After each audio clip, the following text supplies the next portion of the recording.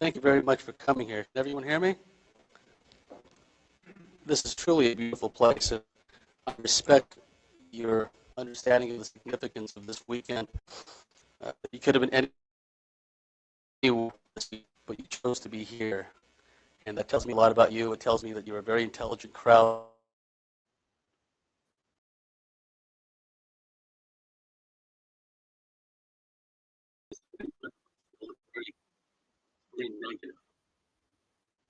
Throw a bone out at the end and leave you with a happy message, because I don't want you to leave here, contemplate suicide or anything. But the information I'm going to share is information that is not uh, common in the UFO community. Most of the other alien abduction researchers, for whatever reason, have deliberately left out a lot of this information relative to the reptilians, to military abductions, and MILABs for short. MILABs are legitimate alien abductees who, for reasons which I will explain, are kidnapped, trained, and utilized as deep black operatives by elements of the military intelligence community. And this information has come with a price. There's many people I know, some who've literally been killed, and some who've been harassed unmercifully, not just from human intelligence agencies, but from the reptilians and the aliens themselves. Any half-right UFO researcher can be monitored or harassed by deep black elements of the human military intelligence community. However, when a researcher or an abductee starts getting harassed directly by the reptilians, for example, you know that that person is crossed over into the threshold of the big leagues. And I will go into details about that in my talk. Now, before I delve into the speech, there's certain issues that I need to raise. One of which is the issue of credibility. For too long, the American people have obtained their various and sundry subjects from patently non, and just to give you a few,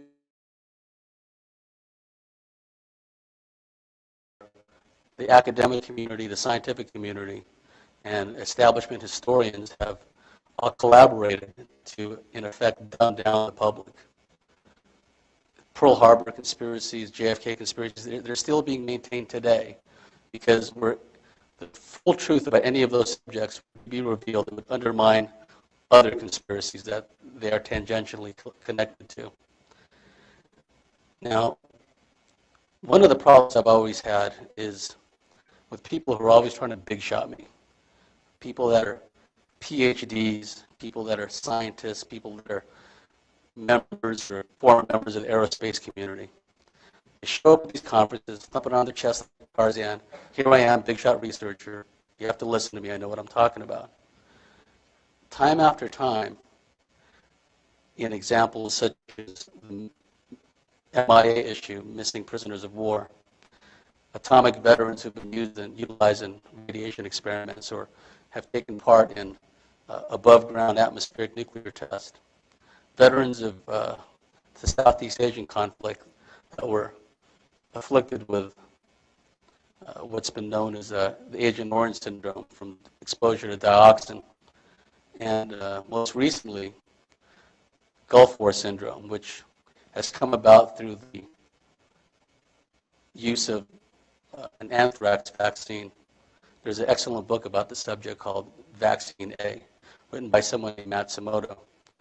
And what all these subjects have in common is when these people that have been afflicted with one sort of ailment or another has come forward to the VA department, to the rest of the medical scientific community, what's always happened without exception is that some establishment shill, some scientist, some academic always pops up and dismisses out of hand claims of the sufferer of Agent Orange, the sufferer of the radiation experiments, the sufferer of the anthrax vaccine. There's a gigantic dung heap of these establishment shills that have sought to suppress and downplay and marginalize any information which contradicts the official spin. Most often as not, the excuse has been used of a psychological disorder, a psychological aberration on the part of veterans suffering from Gulf War syndrome, veterans suffering from Agent Orange exposure. Things such as the deliberate disappearance of military records of some of these individuals who've suffered from radiation exposure has been utilized. Now, it's interesting, when Bob Lazar came forward with his astonishing claims about his work at S4, and it turned out that his educational records couldn't be found, the debunkers all had a good laugh and said, well, he can't prove that he's a scientist. He can't prove he worked at Los Alamos. But that modus operandi has been used against people who've been exposed to radiation, who've been exposed to dioxins from Agent Orange, who've been exposed in a number of other instances. It's not a new method of dealing with potential whistleblowers. There's a corporate financial agenda at work which strives to attain global centralized control at the expense of the individual. So I want you to keep that in mind as I speak today, because people are going to wonder about my credibility. People are going to wonder about the credibility of the abductees in my labs who share their information with me. And yet, for many years, these same people who are questioning the credibility, myself and my colleagues, have bought into the lies of the establishment, have bought into the lies of the scientific community. And nowhere is that more prevalent than in the UFO field. For example, today is the age of the camcorder. You can't very well debunk and mock and ridicule a camcorder. So what happens? These experts in the aerospace field pop up like so many pieces of feces which refuse to stay flushed. They pop up and they say, oh, well, that's just the stealth craft. And the dumb, ignorant audience, the national television audience, nods their head dumbly, yeah, stealth. But stealth, folks, has nothing to do with the visual spectrum. Stealth has everything to do with what's known as the radar cross-section, the RCS of a craft, utilizing certain composite materials, designing the craft in such a way as there's no right angles to reflect back radar signals. The radar cross-section can be reduced to such an extent that for all intents and purposes it is invisible to radar. Not entirely invisible, but small enough to thwart any attempt at ground control intercept radar stations, airborne radar lock-on platforms to lock on to the craft. So when people say, well, that video shows like a stealth aircraft, that's just another lie. And they can only get away with that because the general public is ignorant about such issues. If it was a stealth aircraft, what is it doing lighting up the whole countryside? Doesn't that defeat the whole purpose of stealth? I mean, think about it. It defeats the whole purpose of stealth. Now, unless you're talking about the invisible jumbo jet that crashed in the Pentagon, that was equipped with a Romulan cloaking device. But the thing is, you always have these shills, and there's some here at this conference, UFO debunkers. Now, you can always tell who a UFO debunker is, essentially a paid government liar. How do you know? Well, rule number one in counterintelligence psychological warfare operations is you have to have a plausible reason for being someplace. If you're, and by its very nature, a UFO debunker is covert deniable asset of the U.S. government or some other government. But they have to have an explanation for being somewhere. This is like in overseas operations. A person may have the cover of Agency for International Development. They could have the cover of a foreign service worker. They can have a cover of a relief worker. A UFO debunker doesn't have a reason for being here. They don't have a reason why on their pretty websites they have nothing but articles debunking alien abductions, debunking the UFO subject in general. So just keep all this in mind. I have to preface this because there are some people out there that still cling on to this notion that people with PhDs and other letters after their name are somehow more credible than people who don't have those letters after their name. So now that I got that out of the way, you're probably wondering who I am. My name is James Bartley, and I've had somewhat of an eclectic background in the telecommunications field and the insurance industry. I spent a number of years as a civilian working in an intelligence-related capacity for the Department of the Navy, in particular Naval Air Forces. My rather innocuous title was that of database coordinator. I worked in communications. One of the things that always struck me as humorous is all these experts with magnifying glasses poring over alleged official government documents, and they're saying, well, you know, the comma's out of place, so, well, the font is not right.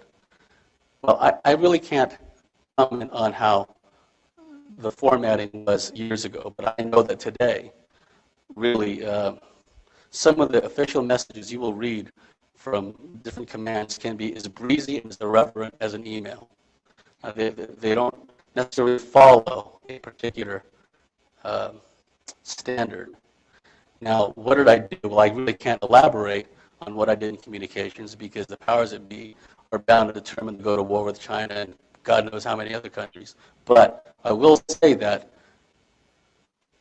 probably more than most in the intelligence community, I had extreme exposure to intelligence summaries from a multitude of intelligence agencies. Ones that you're familiar with, maybe not so familiar with. Also R&D centers like the Army's Missile Development Center, Redstone Arsenal, the various intelligence sections of the various commands, theater level commands, Army level commands, Air Force commands. When you're in communications, you are smack up in the middle of just an astounding stream of intelligence-related information. Much of it really doesn't need to be classified, actually. On a daily basis, I interacted with members of the Naval Intelligence and Naval Security Group, which is Naval Security Group, or NAVSEC is the naval subsidiary of the National Security Agency. I was responsible for creating entire streams of classified and unclassified message traffic, what are known as AGS, AIGS, addressed indicated groups. Let me make one up. AG 555, it could be about aircraft maintenance. I was also responsible for creating what are known as CADs, collective address designators. And let me make one up. NASCAR. Anybody that had an interest in NASCAR from a crew standpoint, driver standpoint, or a racetrack standpoint, were all action or info addressees on types of messages. Not only was I a member involved in communications, but I was the go-to guy in the command. If somebody in anti-submarine warfare needed a certain type of message traffic, they came to me. If somebody involved in electronic countermeasures, flying around in the EAD prowlers, they came to me. If somebody that worked at a contractor working at one of the power propulsion desk, for whether it's contractors from Pratt & Whitney, General Electric, what have you, they came to me. They came to me with the types of messages they needed to see. And I manipulated a database to ensure that they got those messages and nothing else. Nobody wants to see message traffic that's unrelated to their activity.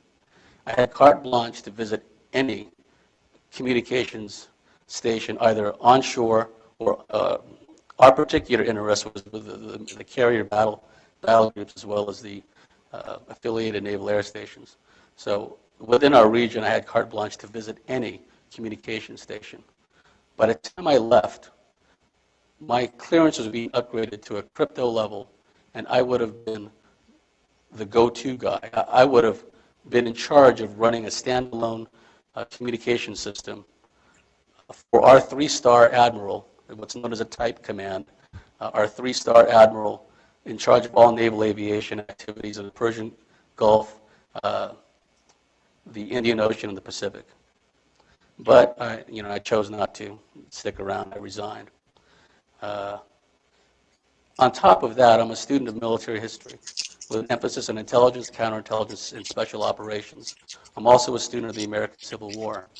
So unlike most people in the military, who I find to be astonishingly ignorant about the history of this country, the history of even their particular military activity, I was sort of well-rounded. I understood the significance of what it was I was reading. I understood the history of what it was I was reading. So that's just a bit about me. And one other thing that you need to know about me is that I am an alien abductee. I had numerous encounters with reptilians, with what are known as the reptilian greys. You always hear about the ubiquitous gray beings. Well, the beings that I had encounters with in full waking consciousness were what are known as reptilian greys, what the late, great Dr. Carla Turner referred to as the chicken claws. They don't have a long finger and a long nail. They just have claws. And when you wake up and then you find yourself surrounded by three of these things with claws and they're looking down at you, believe me, that can be a pretty traumatic experience.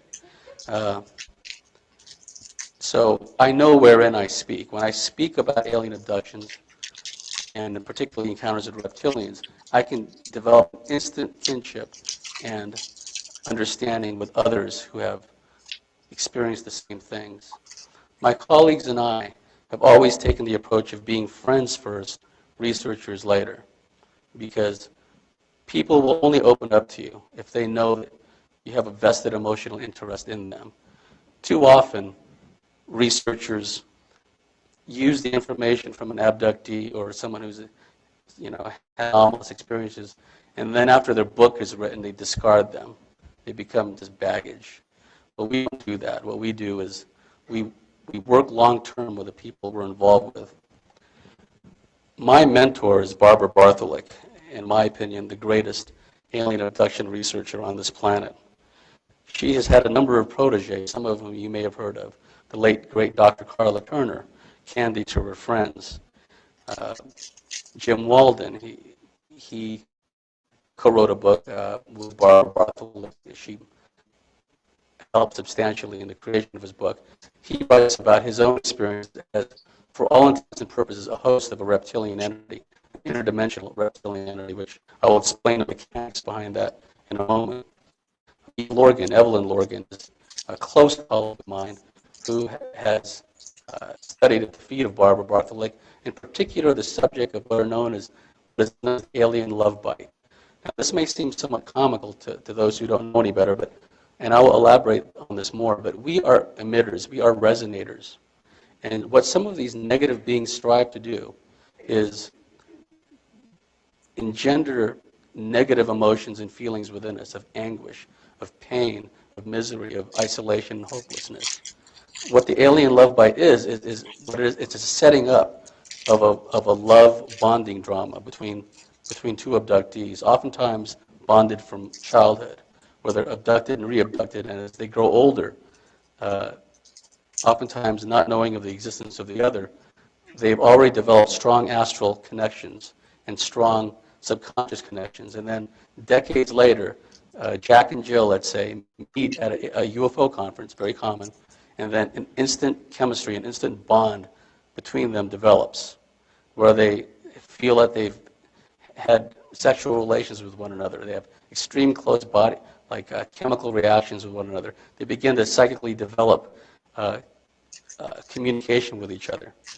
And then one of the outcomes of that is that an emotional unplugging occurs where one is left in an unrequited state because they can't consummate the relationship, because they may be married. But the bottom line, the reason for this is to engender extreme emotions of misery, unhappiness, unrequited love.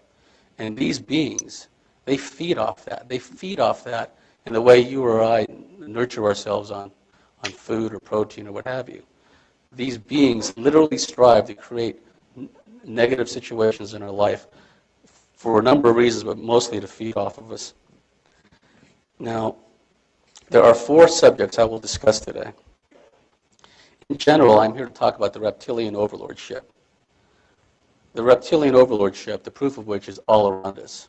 The global institutionalized sex slavery, the wars and the rumors of wars, the designer plagues.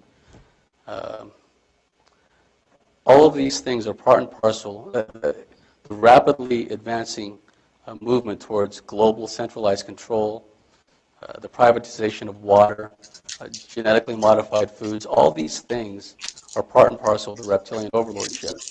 They are around us. We see this all the time. But people just don't realize that there is a controlling factor behind all of it. The tendency on the part of some conspiracy researchers is to ascribe all these activities on the part of power-mad bankers, power-mad humans. But I promise you that not only the conception, but the execution of this advancing globalized, centralized agenda was thousands of years in the making, and a purely human consciousness cannot conceive of, let alone affect these changes. Because if you have any understanding of metaphysics at all, you will know that everything manifests first in the spiritual realm before they manifest in the physical realms. That's just the way it is. A simple thought followed by an action is just one very basic example. How else is the reptilian overlordship manifested to us? Vulgarity, extreme vulgarity. Movies like Jackass have become hits. All these efforts at promoting vulgarity as the norm in our society. The occultic symbology, my friend Jordan Maxwell out there in the convention hall, he is the foremost expert on occultic symbology, and he's had his information borrowed and stolen constantly.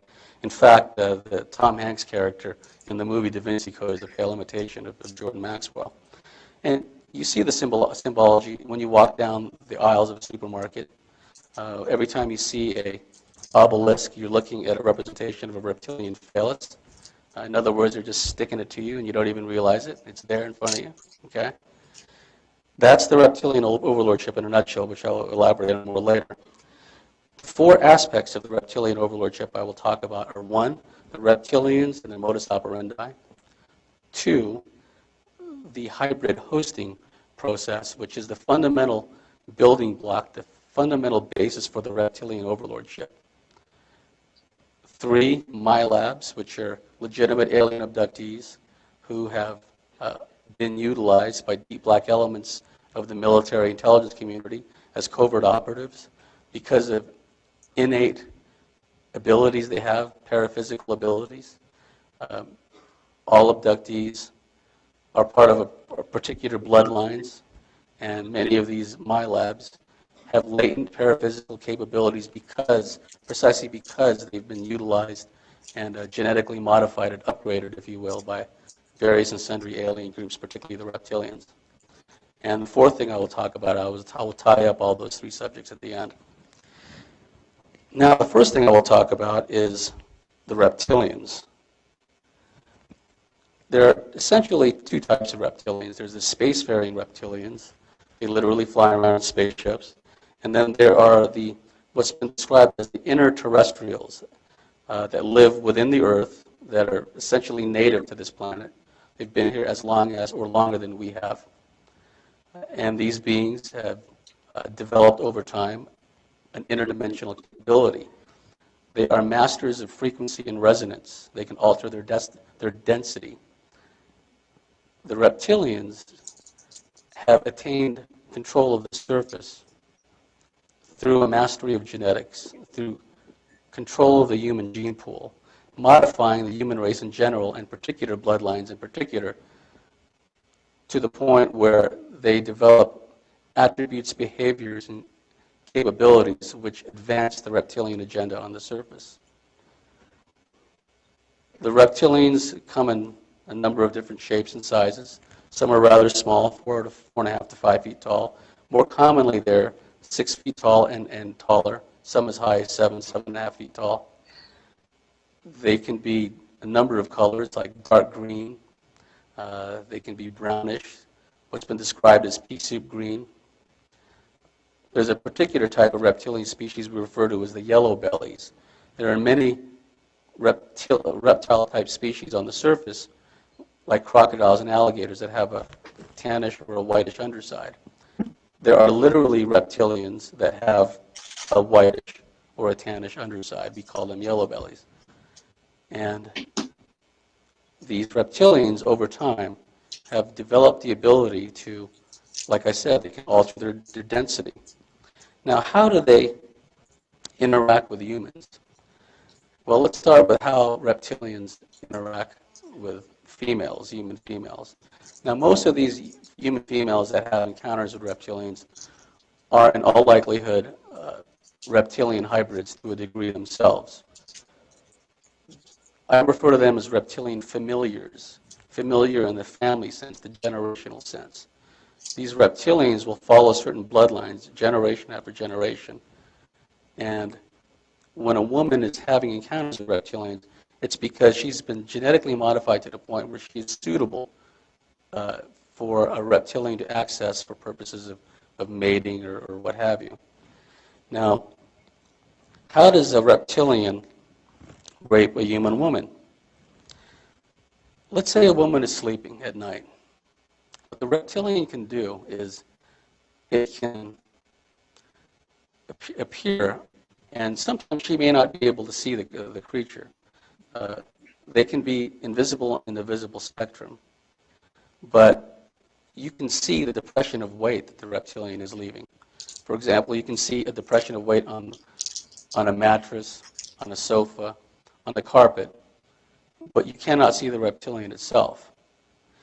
It may choose not to allow you to see it. And what the woman may feel is a sudden pressure on her chest, or if she's laying on her stomach, a sudden pressure on her back. And what will happen is oftentimes the reptilian will sexually assault the human woman. And let's say the woman is lying on her back and the reptilian assaults her but is invisible. She will not be able to see what is going on. Although she will feel the thrusting action of the reptilian's member.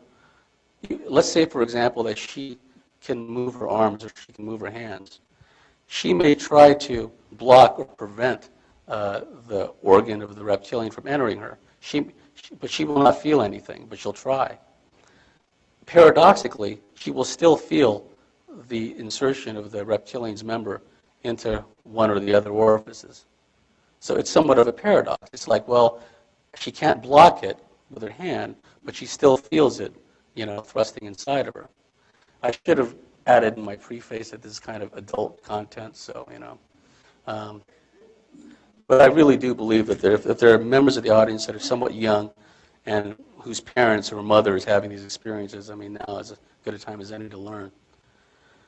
So you have something of a paradox where the reptilian can penetrate layers of bedclothes, bed sheets, linen, bedclothes, and densify particular parts of its anatomy, like its member or its claws, for example, and still remain invisible. Now, what the reptilian can also do is it can assume the guise of someone that the woman is attracted to or has been involved with in the past. A reptilian can appear as an ex-boyfriend or someone the gal has got a crush with, someone that she runs into the laundromat, at the apartment complex. The reptilian can appear as that particular person. Or, conversely, if the reptilian wants to engender as much fear and terror from the abductee, it can allow itself, it can reveal itself in its full reptilian glory, if you will. And if you haven't seen a sketch of a reptilian, if you haven't seen a reptilian in person, snout, big eyes, sometimes yellowish, sometimes reddish, vertical slit pupils, sometimes big flaring nostrils, rows of sharp teeth, extremely robust claws. And what the reptilian can also do, if it really wants to create terror within the abductee, is not only can it allow itself to be seen, but the reptilians, and also, as I will describe later, reptilian-human hybrids, for all intents and purposes, humans that have reptilian capabilities. Reptilians and human reptilian hybrids, some of them, have the ability to somehow trigger within the mind or the brain of the abductee specific memories of previous child abuse, previous sexual abuse. So the reptilian can trigger that part of the mind of the abductee, and she will begin to remember a sexual assault when she was a child or a time when she was raped. And not only that, though, but what a number of researchers into satanic ritual abuse and mind control have discovered is that energy is locked into the bodies of ritual abuse and mind control victims. It's locked into the bodies, and it's blocked, and it's incapable of getting out.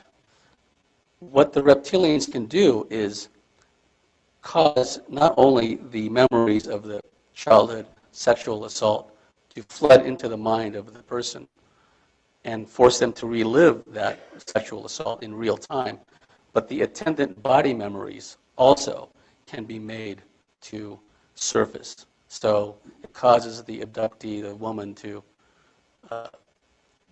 freeze up, become petrified and terrified, and all the while the reptilian feeds off of this.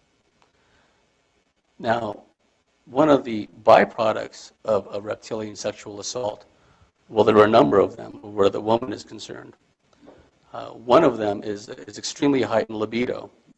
And the reason for this is because the reptilian has the ability to activate what's known as the kundalini, the chi, the sexual energy of the woman, and cause her to have what's been described to me as extremely powerful full-body orgasms, from the tips of the toes all the way to the head, just leaving them breathless. And this could last literally for hours. Now, there are some consequences to that. And I'm not trying to make light of it. This is just a facet of it that is very real, where the woman can feel intense shame about what has been going on, because nobody wants to admit, even to themselves, that they're having these sexual assaults from a reptilian creature. But at the same time, the force and the power of the orgasms are such that after a while she begins to wonder when the entity will come back. She begins to long for that feeling again. And this creates a cycle of guilt and shame. Another byproduct of these sexual assaults is that the female abductee, for a short period of time after the sexual assault, will be extremely psychic. In fact, I know of a case, female, a close friend of mine, who's had a number of reptilian experiences and a number of military experiences. A reptilian came into her house, sexually assaulted her, and no sooner did the reptilian leave that the military, through some means which we haven't quite figured out, they have the means to pull in the maibs that they're working with from their house straight to their realm through some kind of teleportation device, some kind of portal. We don't really know the mechanics behind it, but they just have a means of taking someone and then just pulling them to some other location, frequently underground installation. So no sooner had this reptilian raped her and departed than the military pulled her into the underground base and immediately set her to work on a remote viewing operation in the Persian Gulf area. So that tells me one of two things. One, the military, knowing that this woman is a reptilian hybrid and has had lifetime experiences with reptilians, monitored her household.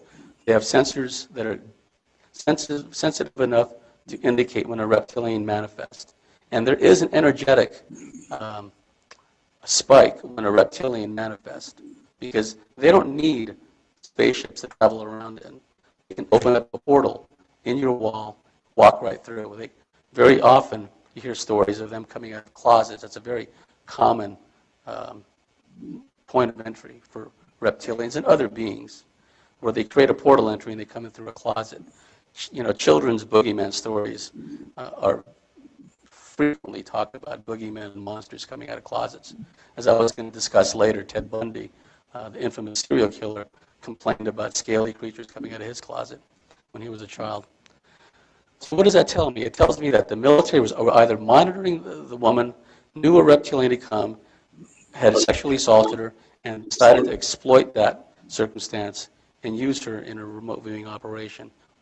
Or it's possible that the reptilian and the military were working in cahoots, and the reptilian came in first, did its thing, and then the military took her and utilized her in this operation. We know these things have happened because more than one person has described this kind of experience. Some of the other things that reptilians do to women is they can literally take over the body of a woman while the woman is having sex with a partner. And then what the woman describes is something similar to astral body, out-of-body experiences, where her consciousness will leave her physical body, and this reptilian will then come in and then engage in intercourse with her partner. And oftentimes, the entity taking over the woman's body can get into all kinds of real sordid kink. It could get into all kinds of perverted activities, and the woman is just out of her body just watching this, saying, that's not me, I wouldn't do any of those things. So that's also been reported, that they can take over the consciousness, the body of a person while they're having intercourse. Later on, I will explain some of the mechanics and dynamics as far as the hybrid hosting process. For now, just keep in mind that there are some psychics have the ability, when they look at a person, whether they're on TV, out in public, they can literally see a reptilian entity overshadowing the person. We call that person a host because they're wittingly or unwittingly hosting a reptilian entity. So keep that point in mind. It's very important. One of the things that the reptilians also do to women is they, like I said before, they strive to create as much pain and anguish within the people. This could be for male abductees as well. A very common tactic the reptilians do is they contrive to create a lower back injury. And what this does is it causes that abductee to not only feel physical anguish and physical pain, but emit that energy, emit emotions and energies of suffering, of pain, anguish, and hopelessness. What the reptilians do is they develop strongholds within us. One inevitable byproduct of a lot of these experiences is the abductee will resort to self-medication. I can speak from experience because when I was in high school, I had a lot of abduction experiences. And I know if I had a choice of laying there in bed, and when I was a kid it was extreme, I'd be laying beneath a veritable mountain of pillows and blankets and stuff with the lights turned on. Okay, I was scared. I didn't know why I was scared. But as I got older in high school, I still didn't realize what was going on, although I was having a lot of experiences. But I knew that if I had a choice of laying in bed, frightened at some nameless fear, or getting drunk and laying there in the room spinning around, I always usually opted for the latter. I'd rather get buzzed out and not worry about it. So addictions, people shouldn't be judged on the fact that they resort to self-medication. It's only because they don't know what's happening or it's a stress reliever. The reptilians strive to create compulsive behaviors within us. They strive to create self-destructive behaviors with us, whether it's addictions, compulsive behaviors, other self-destructive activities, sexual addiction, whatever the case may be, because all of these things can be utilized by the reptilian to control the person. Isolation and feelings of isolation is a very effective control mechanism that the reptilians and aliens in general utilize on people. For example, if a woman is having these experiences, but her husband or her significant other is extremely negative about the subject, that tends to make the woman feel even more isolated, even more helpless, even more alone. The ETs and the reptilians will literally manipulate and program her spouse or significant other to even become agitated or angry when the subject comes up. So the end result of that is it pulls out one possible source of emotional support for the woman undergoing these experiences. And you can see the opposite happening with males going through experiences and the people around them being extremely negative. I was once punched out by my ex-brother-in-law, who I believe, I call him a closet case abductee, just based on the experiences he's had and he's described to me. I know he's had abductions, but one time, I guess I punched one of his wrong buttons, bringing the subject up, because he just hauled off and slugged me. We got into a good fight, but that's just an example, of a control mechanism.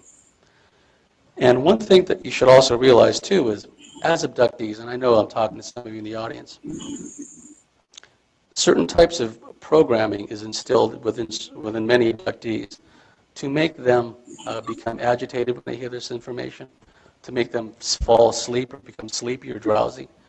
Many times I've been giving lectures and I look over and someone just conked out because the information is such that it triggers a built-in response for the person to fall asleep, so they don't hear the information.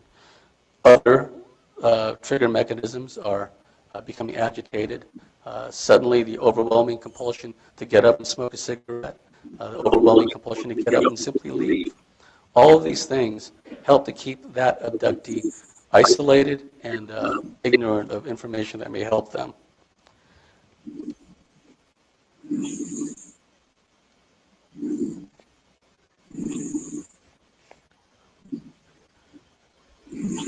One of the more controversial aspects of the reptilian abduction agenda is what is known as the crank program. The ETs and the reptilians create certain programs. There's what's been described as the Palladian New Age La-di-da program, where you come across blonde-haired women who believe that they're Palladian hybrid walk-ins, but they're really just having horrendous reptilian experiences. But they don't realize it because the programming and manipulation is such that they only are allowed to remember pleasant experiences, feel-good experiences. Then there are other programs, such as the crank program. The foremost pioneer in this facet of the reptilian research is my mentor, Barbara Bartholik. Now, most of you are familiar with the problem of crystal meth, also and a derivative known as crank. But many of you may not realize that it is part and parcel of the reptilian abduction agenda. A colleague of mine, I haven't spoken to in a long time, is the guy named George Andrews. And he put together, compiled a book called Drugs and Magic, which is a synopsis of shamanic practices around the world, different cultures, where drugs are utilized in order to expand one's consciousness and to be able to interact and commune with non-human beings, very often interdimensional beings, but sometimes more corporeal beings. Drugs and Magic, if you can find that book, please get it. What the reptilians have done is, through their control of the human reptilian hybrids here on the surface, they have created this crank crystal meth pandemic. The reptilians resonate at a sympathetic frequency with crystal meth and crank. If you've studied the police blotters and the crime histories of people who are on crystal meth and crank, you will find certain commonalities. One, they are prone to mayhem and berserk, sadistic, violent behavior. If you really peer closely, you'll find that many crank users are into perverse, outrageous sexual practices, including pedophilism and what have you.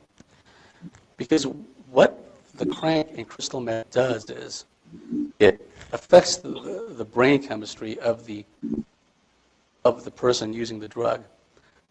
Now, I should mention that many people that are reptilian hybrids or hosts have a genetic predisposition to hosting or because of the long-term genetic manipulation. But someone who is a crank user or a crystal meth user needn't have that genetic predisposition. Crank use is a fast track to getting possessed, not only by reptilians, but like demonic entities in general. What the spouses and the significant others, the girlfriends of crank users have described is that when their husband or their boyfriend goes into a crank-induced rage, literally sometimes they're like a reptilian lizard-like image just suddenly comes over their face, like overshadows their face. Sometimes their pupils go vertical.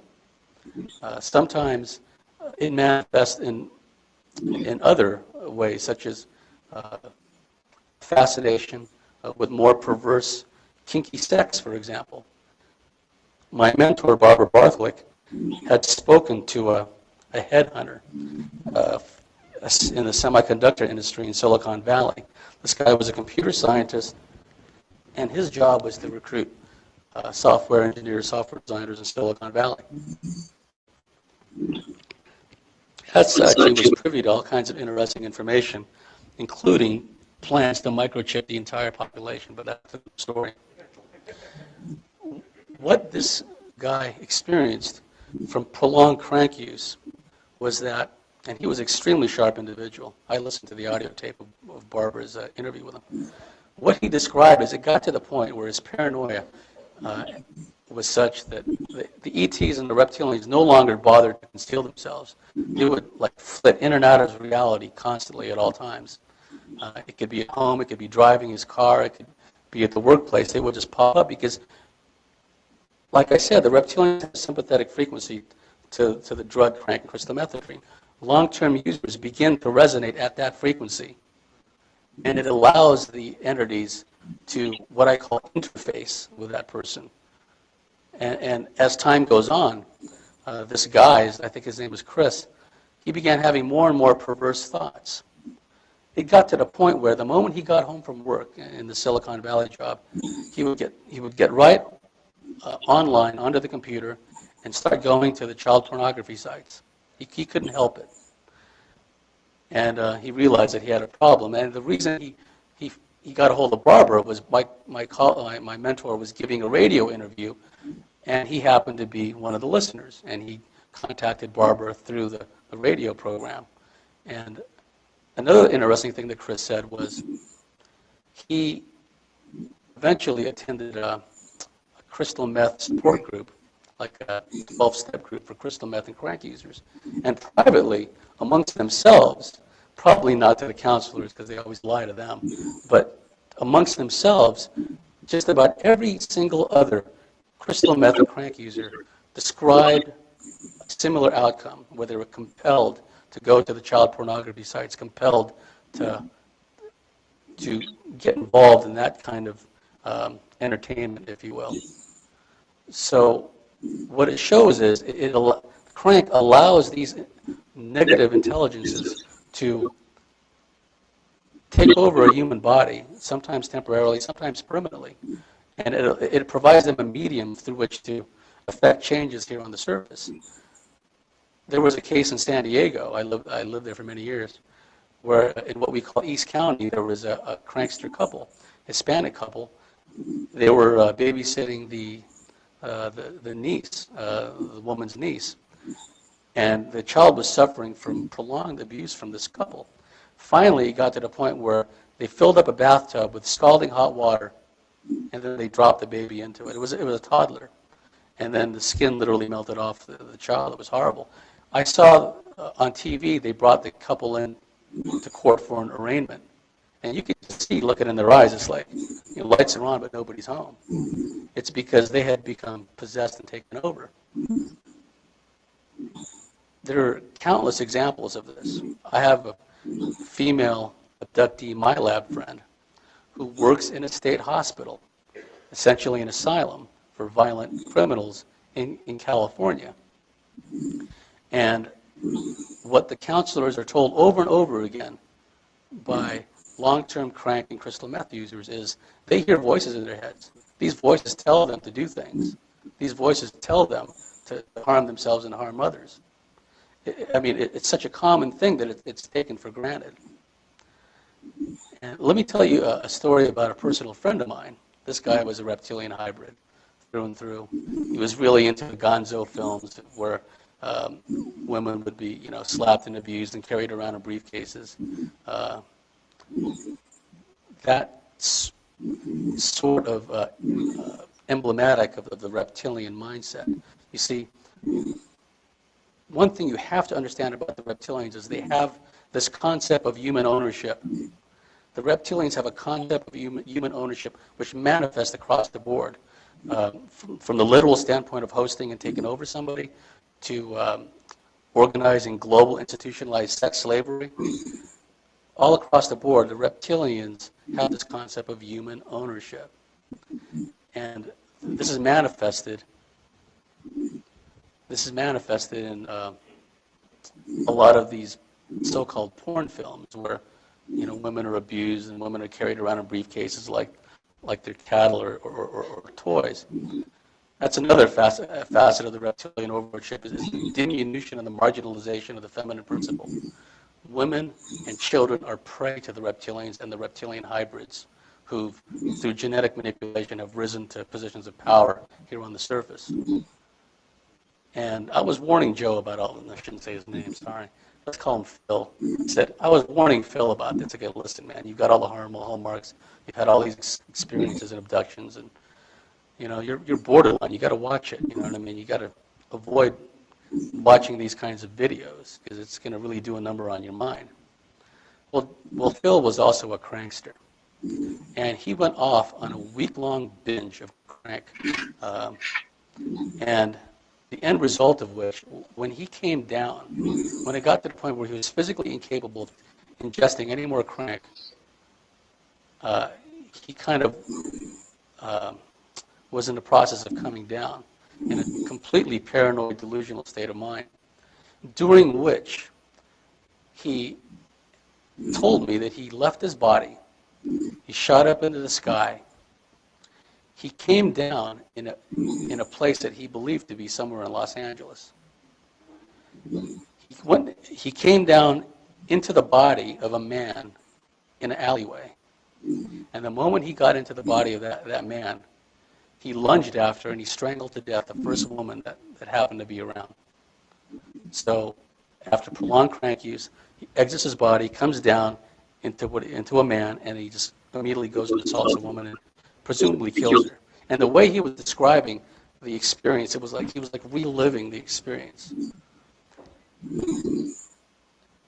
Some of these guys that are reptilian hybrids that have this aspect of dominance over females and sadomasochism and dominance and submission. When you hear them talk about women, red flags pop up. Like when I see a great-looking gal, wow, she's a great-looking gal, right? Look at her eyes. Now, someone who's like a reptilian hybrid, full-on reptilian hybrid, their reaction is entirely different. Hey, yeah, you see that chick? She was a great-looking gal, wasn't he? Oh, yeah, I saw her. God, what I would do to her. You see the difference? You see the mindset where another guy could look at a gal and have this, aesthetic beauty. Look at her, God's creation. Someone else who's a hybrid with this reptilian concept of human ownership, what I do with her. It's a different mindset, but you have to be aware that you gals especially, these reptilians and the humans they work through, they can be very charismatic, they can be very charming, but I really believe that a lot of times the reason some of you gals are seemingly addicted to negative, abusive guys is because of the reptilian hybrid male's ability to manipulate your kundalini. A reptilian human hybrid has the ability to astral travel at will. They can astrally rape people. Like some of you gals meet some guy here, And then like a week or a few days later, he starts coming into your dreams and having intercourse with you. That's very common. I call them astral rapetoids. And the ones who do this repetitively, I call serial rapetoids. It is an innate capability that reptilian human hybrids have. Not all of them, some of them. Because some of them are literally coached and taught how to do this by their reptilian familiars. They can see into these other dimensions, and I mean, you would see nobody around them, but they can see reptilians around them. And they will teach these hybrids to do these things. So a lot of times you gals, if you get like involved with a really negative, abusive guy, chances are he's probably one of these reptilian human hybrids. A reptilian human hybrid has the ability to stimulate a woman from across the table or across the room. He has the ability, and the woman will just think, wow, chemistry, things are really flowing between us. It's like that's an ability, a latent ability that person has. So just be aware of it. They're everywhere. I'm here to tell you. Some of the byproducts that female abductees have. How much time have I got left? Half an hour? Okay. I'll really give you the hardcore stuff now. I'm just getting warmed up. Some of the byproducts that women experience that have these reptilian experiences are, like I said, a heightened libido for a short, certain period of time. But also, their olfactory senses can be manipulated by the reptilian. Many of these reptilians are very possessive of their human female abductees. They don't want anyone, not even a human boyfriend, a human male, having anything to do with this woman. Again, it's that reptilian concept of human ownership. I've known of boyfriends who've been attacked by reptilians. Guys in the shower, taking a shower, and next thing you know, a reptilian pops up, claws him, right? It's because the boyfriend is involved with what the reptilian believes is its mate. So one of the ways the reptilian gets around that is it manipulates the olfactory senses of the female abductee to the point where she's repulsed by male human pheromones. She just can't stand the smell of them, doesn't want to be around any humans at all, human males rather. Now, conversely, what can happen to human females that have reptilian experiences, the reptilians, it could be a part of the agenda where they want the woman to have other partners. In fact, sometimes have frequent partners. It's not unusual for women that are having these experiences through no fault of their own, and there's no shame attached, but sometimes they become very promiscuous. And not surprising considering what's been going on. So what the reptilians can do, because like I said, they feed off the energy of people having sexual intercourse. They can manipulate the scent of the human female to the point where she becomes irresistible to all human males. She can go to the store, the supermarket checkout, and the cashier, the bagger boy, they're all just sniffing her, and they're just all become enamored with her instantly. This can last for days and weeks, where everywhere she goes,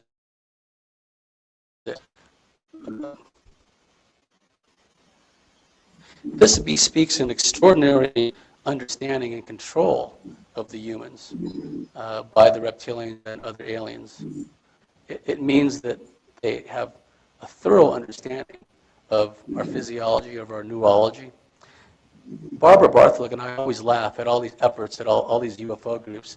We're going to gain contact with the ETs. We're going to form a UFO group, and we're going to, form a contact group. Well, obviously, from what I've been telling you, that the ETs and the reptilians have already come in contact with us. So it's academic to try to form a group to make contact with the ETs. They've been contacted because they've been manipulated. It's always been like that.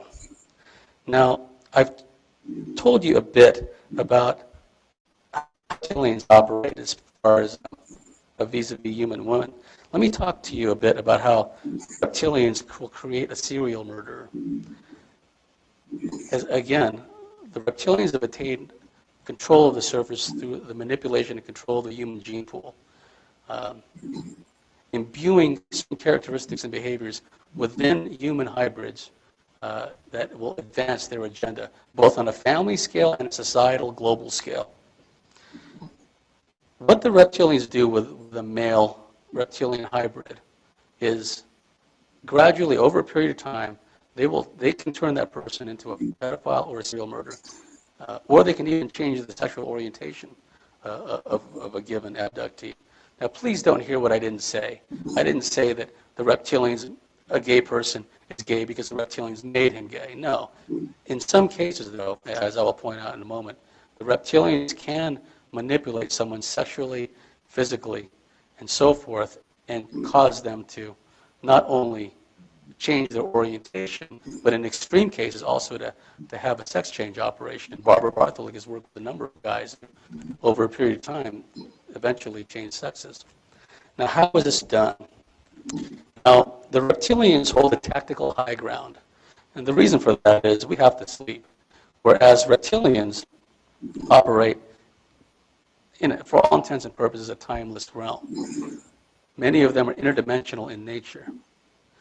What a reptilian will do to a male in our example is, the reptilian will enter into the body of a male and quickly take over his astral dreamscape. The reptilian will eroticize the dreamscape, pervert the dreamscape. Let me give you an example.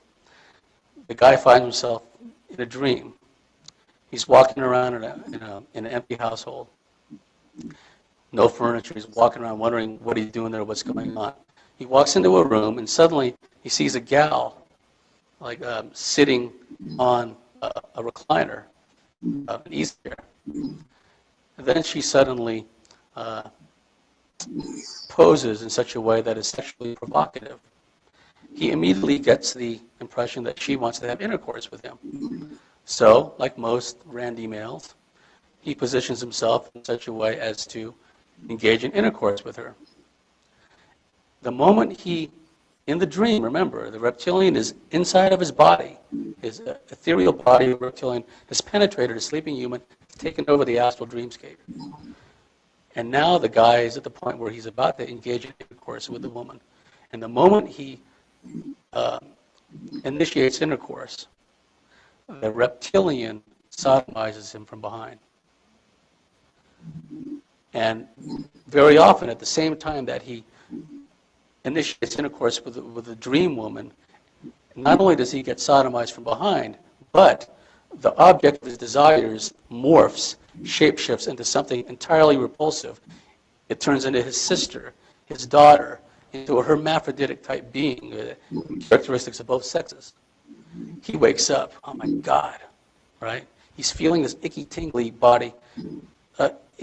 sensation all over his body, from his toes all the way to the top of his head. What's happening is, that's the entity. He's feeling the entity. And then he may see like a dark shadow, a dark cloud above him. And then the entity will gradually start to leave his body. And that will manifest in the form of this icky, tingly feeling in his arms, his neck, what have you. He thinks nothing of it. It's just some weird dream. He shuts off the experience in that back shelf label, don't worry about it, too weird. Let's say the next night or 2 nights later, he has a similar dream. He's about to engage in intercourse with another dream lover. And the moment he begins to initiate intercourse, once again, he's sodomized from behind. And once again, the entity the person he's about to have sex with, shapeshift into something that he's totally repulsed by. Now, you can imagine if this process continues for days and weeks, sometimes months, is it any surprise that the guy develops a sexual dysfunction? Is it any surprise that the guy develops erectile dysfunction? Because in his mind, he's made a cognitive association between heterosexual sex on the one hand and extreme rectal pain on the other, and like all these fears of horror and shame in between. Now, there are variations of this. Sometimes he will find himself with a gal who's the object of his dreams, and he may not be sodomized, but what will happen is, see, there's a parallel physical, sexual, paraphysical manipulation that's going on within the human. The reptilian is manipulating him at all these different levels, psychologically, sexually, physically. For example, he may have a dreamscape experience where he's just surrounded with extraordinarily beautiful women who all want to have sex with him. And he'll look down and he's suitably feeling randy, and he may be hugging or caressing a woman. Next thing you know, that woman shapeshifts into a little child, and then the voice in his head, which is the reptilian, is telling him, "Go ahead." Now he's already excited. He's already fully aroused from what happened moments before. But now, instead of a beautiful woman in his arms, it's a small child. It could be his own daughter. And the message in his mind is, go ahead. Nobody's going to know. Go ahead and do it. You want to do it, don't you? Okay, now, let's expand upon that further. As I said earlier, Ted Bundy was one of many people. Did this thing turn off or what? That's a 95, by the way, see? Oh, well. The point I'm making is there are physical characteristics which are common amongst reptilian hybrids and serial murderers and pedophiles in particular. You always hear, these about modern technology. You always hear these FBI profilers and these psychologists saying that, oh, serial murderer, there's no way you can tell who they are. They look like everybody else. Complete nonsense. Okay, there are notable physical characteristics. Andre Chikatilo, I think I'm pronouncing his name correctly. Now, take a look at the features, okay? Hooded eyelids, very often a pronounced brow above the eyebrows. High-set cheekbones, very often eyes sunk deep in the eye sockets. Okay. Now, who was Andre Chikatilo? Well, he killed upwards of 300 children in Moscow, devoured many of them. Okay. Now, I'm running out of time here, but there's something you have to understand. The reptilian overlordship and the reptilian control of the human gene pool makes such horrors as the institutionalized global sex slavery, satanic rituals, what goes on at the Bohemian Grove, so on and so forth. It makes it understandable. Because during these satanic rituals, for example, these human reptilian hybrids, they're having intercourse. They're having sex orgies with decapitated bodies and disemboweled bodies laying around. Now, to you or I, that's extraordinarily repulsive and horrifying. But to them, it's exactly the opposite. Reptilian human hybrids and serial killers in particular, they get off on inflicting sadistic pain onto others. It's part of the reptilian concept of human ownership. They get off on inflicting pain. They get off on torturing and killing. Ted Bundy, I'll show a picture of him if I can get this mouse working. Ted Bundy, he would be strangling, that's John Wayne Gacy. Well, since I got him up, let me tell you a story. You're probably familiar with his story. Look at, once again, hooded eyelids. In some pictures, you'll see a more pronounced brow ridge over his eyebrows. High-set cheekbones. He used to kill and murder little boys and bury them underneath his living room in his house in Chicago. Well, there was a kid who had a very unusual, bizarre pastime. His name was Jason Moss, and he wrote a book called The Last Victim. And Jason Moss used to become pen pals with serial killers like John Wayne Gacy and Richard Ramirez and Jeffrey Dahmer. Now, Jason Moss actually got to visit John Wayne Gacy in his prison cell. Now, keep in mind that was probably the first time John Wayne Gacy had been alone with a young boy, a teenager, since he was doing all the murders. Up to that point in prison, Gacy was the only male contact he had was with his lawyer, prison guards, what have you. Well, anyway, Jason Moss, this stupid kid, goes and sees him in the prison cell. The moment he was alone with John Wayne Gacy.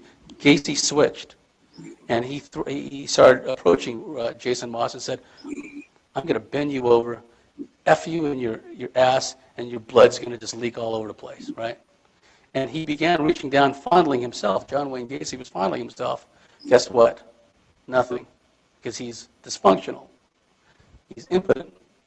So some of the things that I mentioned earlier, some of the dynamics involved, were perfectly exemplified in his case, where the first time he'd ever been around a young boy since all his murders, he switches.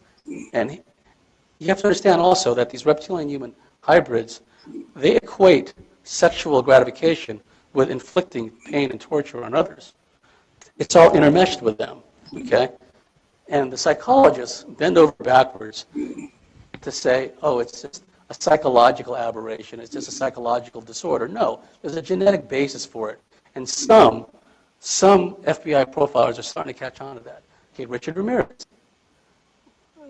high-set cheekbones, eye set deep in the eye sockets. He was hailing and farewelling Satan before he went off to Disneyland, if you remembered what happened in court. Jason Moss was a pen pal of his. Now, I mentioned earlier these astral rapetoids, serial rapetoids. What they can do is they can get to know you just on the internet. They can exchange an email or two with you, but by so doing, they forge the psychic link with you, and they can immediately start coming into your dreamscape, rape you, sodomize you, just terrify you in various and sundry ways. Well, Jason Moss was writing him letters, thereby forging that psychic bond. Pretty soon, he started coming into Jason Moss's dreamscape, bending him over, trying to strangle him. I think he probably tried to do more than that. But it just shows you that what I've described has been independently described by others. Okay? He has that ability to astrally leave his body and try to assault somebody who he's only been in pen pal contact with. This is like, I don't know if they have emails anyway, but it was just through letter writing that Jason Moss had maintained communications with this guy. Personally, I'd say get a life. It's this crazy, crazy hobby. Ted Bundy. Okay, here's a good picture. Pronounced brow over his eyebrows, high-set cheekbones. He used to, like many serial murderers, either into ligature, strangling, or they're in the blunt force trauma to the skull. He was both of these. He liked to try to have intercourse with his victims and strangle them and watch the life go out of their eyes. That turned him on. The moment of them dying while he was trying to have intercourse with them. He would actually come back to the dump sites where the bodies were months or years later and sexually gratify himself over the decomposed skull or the skulls of his victims. Okay? Again, it's inhuman. It's appalling. That's precisely my point. It's inhuman. Describe his behavior merely as some kind of psychological aberration or disorder is way off the mark. Well, I'm running out of time here. How much time do I got? 7 minutes. Well, I'm supposed to leave you with a feel-good thing at the end so you don't leave here with indigestion. So, I never got around to talking about my lab. Shoot. Well, if you want to talk to me out there sometime before I leave, feel free to talk to me because I have a lot of information about military abductees. In short, they are used as multitask platforms by the deep black elements of the military. Because many of them are hybrids themselves, reptilian hybrids, but also, the Greys and the Mantis beings and other ET races have been tampering with the genetics of all these people. They've developed these innate abilities. Sometimes they don't even know they have these abilities. And one quick thing about hosting is a person isn't necessarily hosted by a reptilian. The Mantis beings, the Greys, can also host people. Sometimes a troll-like looking demon entity can host people. So it varies. And not only that, though, but some people, we call them a collective. They can be hosted by multiple entities. which is very confusing to a psychic, because one moment they look over and the gal's sitting there and there's a reptile overshadowing her. 10 minutes later, the psychic looks over and now it's a mantis being. Okay? So, again, these people have a genetic predisposition which allows them to be a host for these various entities. Okay. Now, how does this all tie together with a reptilian overlordship in the New World Order? Well, some of you are probably familiar with David Icke's work. Long before David Icke arrived on the scene, shapeshifting had been described by abductees. Very often, reptilians in particular would assume the guise of other aliens, very often blonde Nordic-type aliens. Sometimes they would appear as tall grays wearing robes. Other times, reptilians would appear as military personnel. So the concept of shapeshifting has been well established in the abduction literature long before David Icke popped up. Now, how does this all tie in? Well, once again, through the control of the human gene pool, the reptilians on a family scale and on a macro scale have ensured that their reptilian human hybrids, some of them with quite advanced psychic abilities, have attained positions of power, not necessarily up front publicly, but in positions of power through all strata of society. And we see the bitter fruits of this all around us. We are one more false flag tango operation, as they say, from watching this whole country go to hell in a handbasket. We are very close. So this is a reptilian agenda. It's not just power-mad, power-hungry human beings. And here's my thought I'd like to leave you. Barbara Bartholick was trained by a master hypnotherapist named Dr. Curtis Reeves. Dr. Curtis Reeves had trained psychologists, psychiatrists, and doctors around the world in hypnotherapy, and Barbara learned from him. Long before Chet Snow, Dr. Curtis Reeves did what he called future progressions. You've all heard of past life regressions, but he actually would hypnotize somebody and then progress them into a future incarnation. Now, those of you that are fundamentally inclined, you can just tune this out. But for those of you that are open to this, in case after case that Dr. Reeves worked with in these future progressions, what the individual described as a future society was a place where there was no more laughter. People were trained and educated and intelligent enough just to operate computers. The air was so polluted they all lived in dome cities. There was no more spontaneity, no more individuality, not even any more laughter. And in case after case after case of these future progressions, this outcome always came up. Now, what I'd like to suggest to you is that needn't be our fate. What's been described as planetary confinement is part of the control mechanism. These deep black aerospace agencies have hoarded this alien technology for decades. I mean, we're still pumping gas into primitive combustion-driven engines. How pathetic is that? Now, what I see is a small percentage of the surface population, a small percentage, mostly my lab people, because they have the capabilities to pull this off. I believe in 1 or 2 generations, some of our descendants will not only regain our total personal sovereignty and freedom, but we will eventually get off this rock. Our destiny is in the cosmos. But there has to be a parallel spiritual development. We cannot just obtain the technology and go off into the cosmos, because without that spiritual foundation, then we'll become the abductors. Then we'll go around genetically manipulating with native populations in different worlds. I believe it's in our destiny not only to go out into the cosmos, and why should this sound any more crazy than everything else that's happened up till now? Think about it, okay?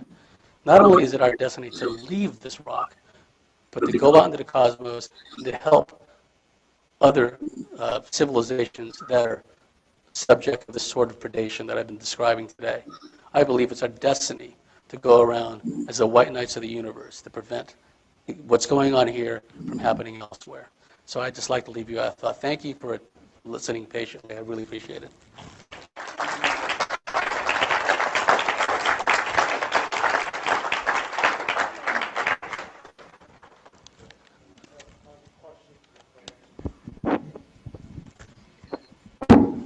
I've heard people suggest that there's the bad reptiles and there's also the good ones. Have you heard of that, or do you think that's disinfo? Yes, yes. I only focus on the really negative ETs because they're the ones causing all the problems. Likewise for the reptilians. However, from some of the MyLabs that I know, there are what we refer to as messengers, where reptilian beings will appear to certain abductees, frequently MyLabs, and impart some message. Very often, unfortunately, it's a cryptic, obscure message that, we have to scratch our heads and try to figure out. But very often this happens to certain MyLabs. And sometimes it seems that the reptilians that appear like this, they actually, I don't know if it's for effect or they're just pretending, but sometimes they really act in a way that they are sorry that the person has to go through all these things. So I've heard that there are some reptilians that, if not outright hostile, are at least benign. Since during your talk you really had to gloss and almost skip over the MyLab area, could you expand a little bit on that and give us a little background on exactly what a MyLab is and so forth? A MyLab stands for military abductee. It's a term coined by Dr. Helmut Lammer of Austria. Now, unfortunately, Dr. Lammer believes that whenever a MyLab describes seeing aliens, it's the result of some drug-induced mind control. Okay? But what characterizes a MyLab is that a MyLab is a legitimate alien abductee first, who then becomes embroiled in this deep black military program where their physical and innate paraphysical abilities are utilized. And they are utilized as covert operatives. It depends on the aptitude of the individual. Some person could be used as like a chemist or as a scientist in an underground lab. Very often the military controllers will either verbally tell a person straight up or mind control them into taking courses which allow them to become like first responders, like EMTs, paramedics, firefighters. I don't want to blow the cover all the people out there that are firefighters, EMTs, and paramedics that are actually MyLabs. But you see, there's a pragmatism involved. The deep black military controllers are loath to lose these people they mind controlled and utilized for so long. Many MyLabs have been trained and given virtual reality training scenarios where they're supposed to try to escape from an apocalyptic scenario on the surface, either all-out nuclear war, germ warfare, some natural calamity, missile attack, whatever the case may be. Many MyLabs have been trained in escape and evasion. They've been trained in weapons, what have you. So, in fact, I know one MyLab woman, her two daughters are also in this program, and the military has told her she has to, when the time comes, make her youngest daughter dress up and appear as a boy. That way it'll keep the kid from getting kidnapped, because it appears that the military controllers foresee a time in this country where what's going on in southeastern Europe, Ukraine, elsewhere, where thousands, hundreds of thousands of women and children are being rounded up and sold off as sex slaves, they foresee a time when that's going to happen here. And so they're loath to see these people that they've been training. They're not doing it for altruistic reasons. They don't want their assets messed with. Now, it seems to me that since these sex slavery rings are also after little boys, I don't know how good or effective disguising her little girl into a little boy will be, okay? But they're also used as multitask platforms. For example, satellites have inherent limitations. An overhead imagery satellite is launched out of Vandenberg Air Force Base. It goes into a polar orbit, and they wait, for that part of the Earth to spin beneath it. It's not like in the movies where they can just send these overhead imagery satellites everywhere. They have to just wait till the part of the Earth rotates beneath them before they can start the imagery. Well, MyLabs that I refer to as astral operators, they don't have such limitations. They can be sent anywhere, astrally, underground, above ground. For example, one of the female MyLabs that I know, she was frequently sent into the tunnels around in Afghanistan.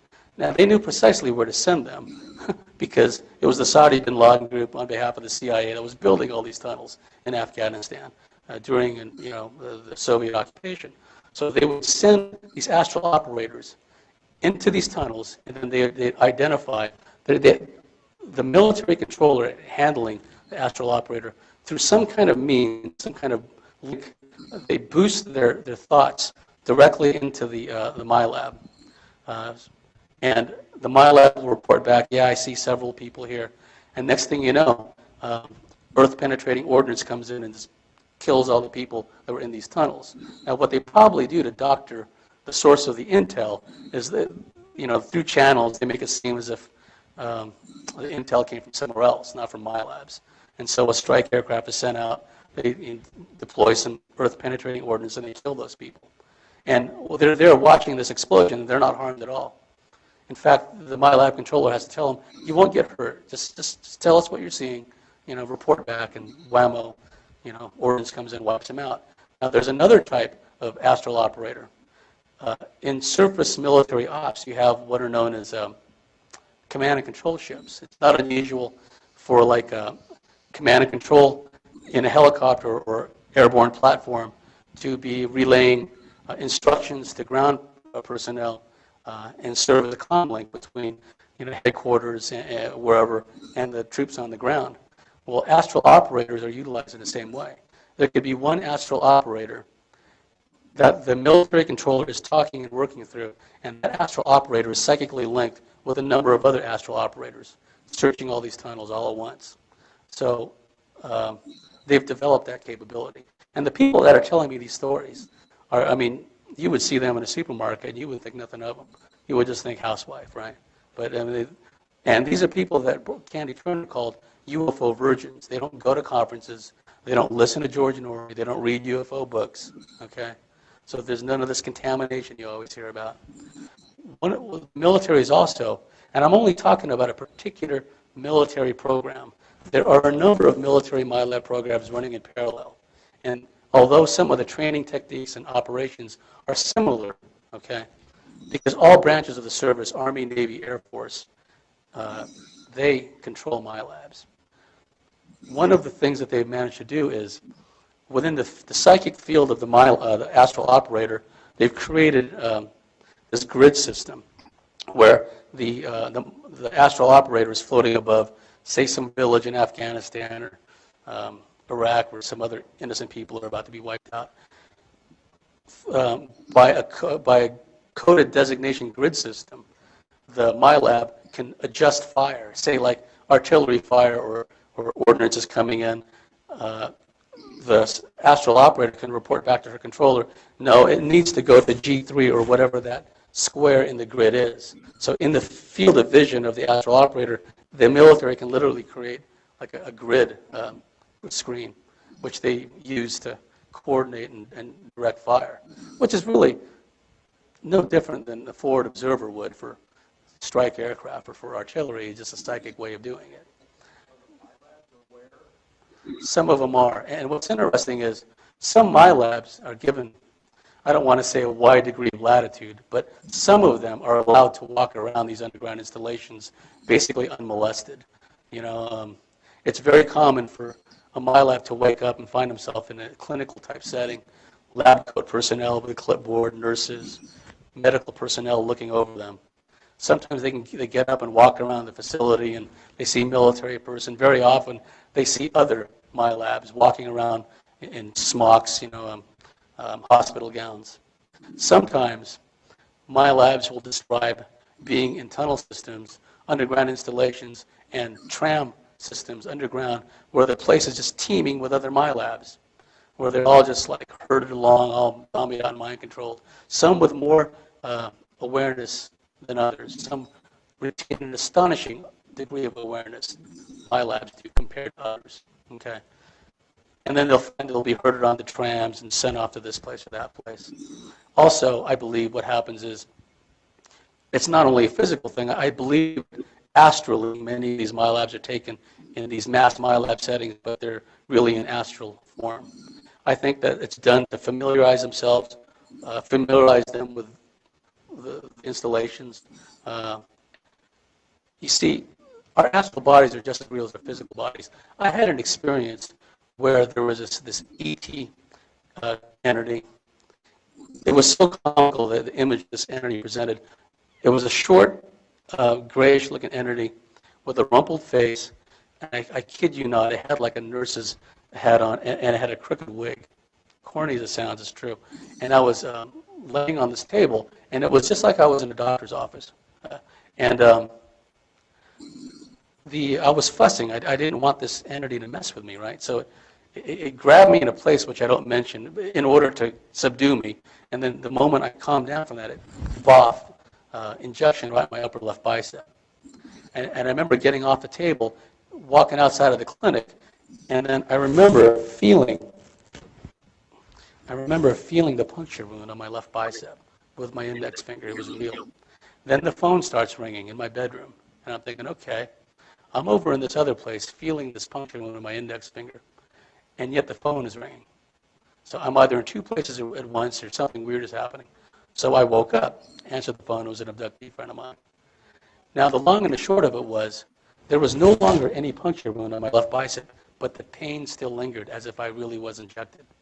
So that tells me that these entities, and also what abductees will describe is their astral bodies taken out, medically experimented on. It's all density, frequency, and vibration. Remember, Tesla said with resonance, everything is possible.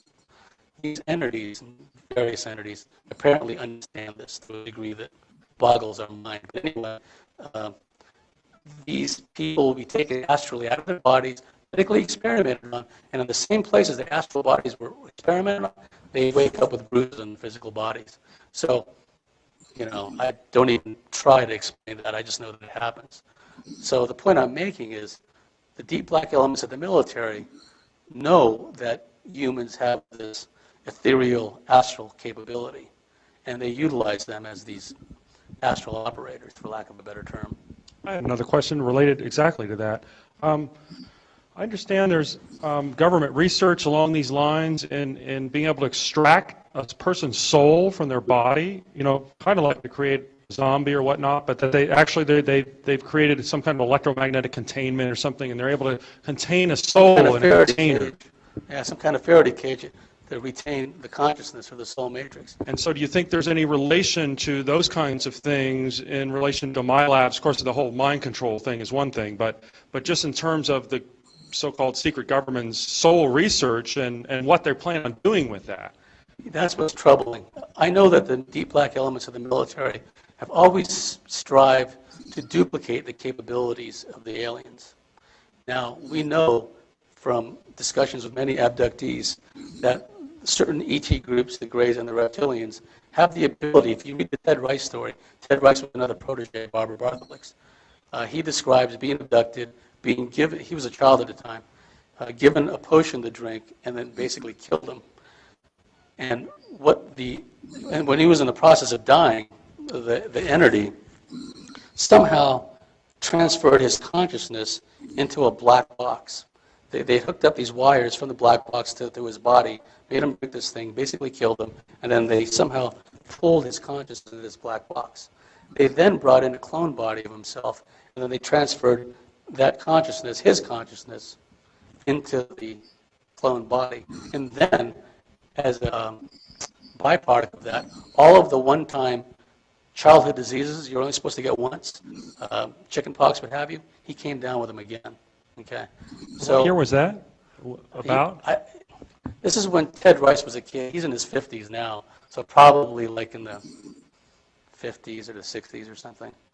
But in fact, his family was there when he was returned. He was returned by what appeared to be a tornado with all these lights coming out of it, and suddenly there he was when they'd been looking for him for hours.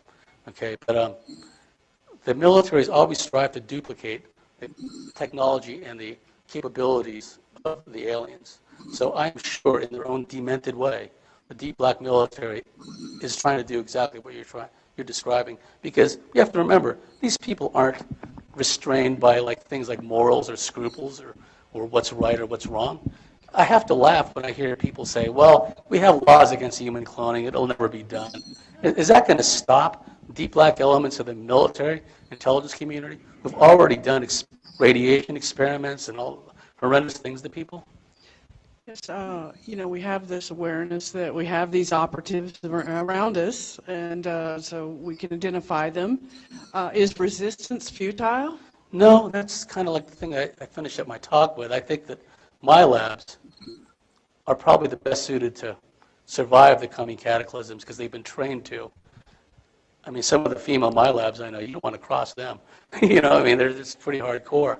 But what's happening is a lot of these my labs are also, you have to understand that they go through guilt trips. I mean, if they have a clear memory of helping to call in artillery fire to wipe out people in a village, I mean, there's some labs that are proud of that. There's some labs the fact that, yeah, I get to kill people, I'm an assassin. But there's many others who don't like how they're being used. They just don't have a choice in the matter. I don't know if I answered your question, but.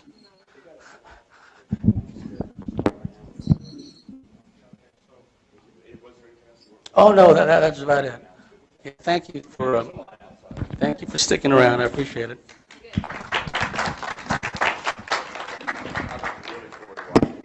I was in a single lecture the whole time.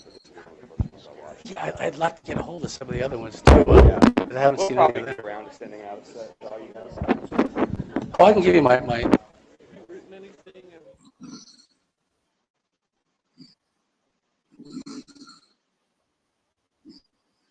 Again, all the stuff, all the bots, all the hydras, and all the tendrils that are spreading out inside of people, inside of their noggins, et cetera, being literally hardwired, DNA hardwired into some bizarro AI mainframe supercomputer, is that right? Luciferian powered, demiurge powered. We just don't really know what's going to come next. We have an idea, okay? The zombie card may still be on the table to be played or not played, depending on circumstances. There has definitely been an upsurge in ET activity, real ET activity.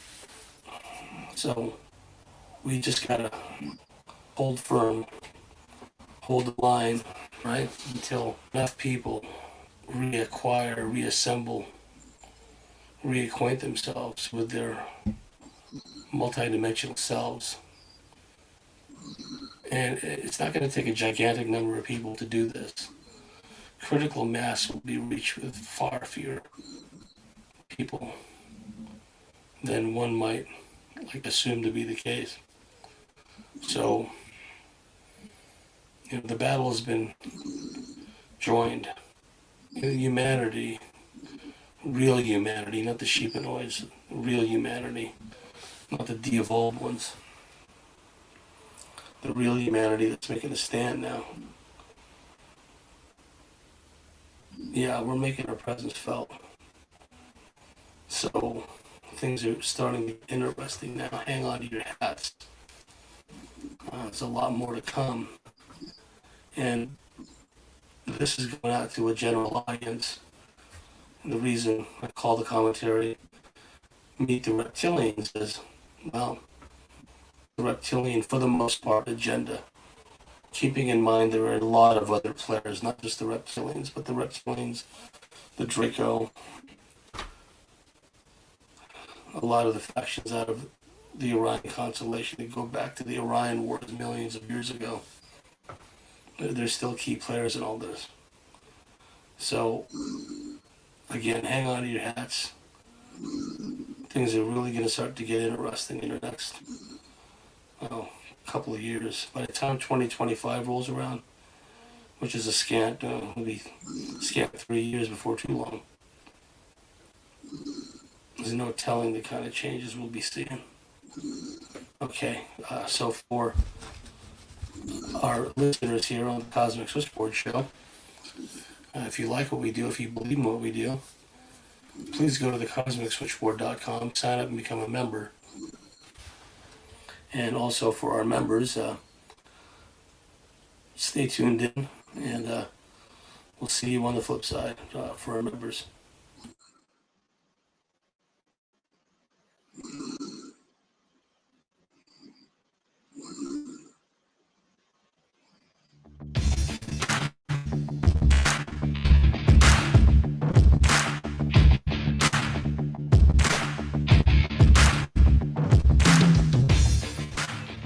Well, the global elite group known as the Bilderbergs have just arrived in Washington, D.C. for their 68th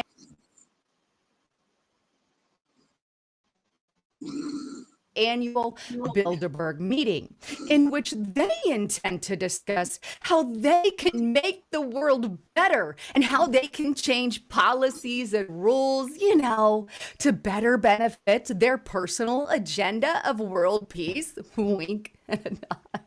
As if they really want world peace, because a lot of what I believe that they're discussing is things like how they're going to get rid of that pesky little thing called a Constitution in America, not to mention the Bill of Rights, and of course, capitalism.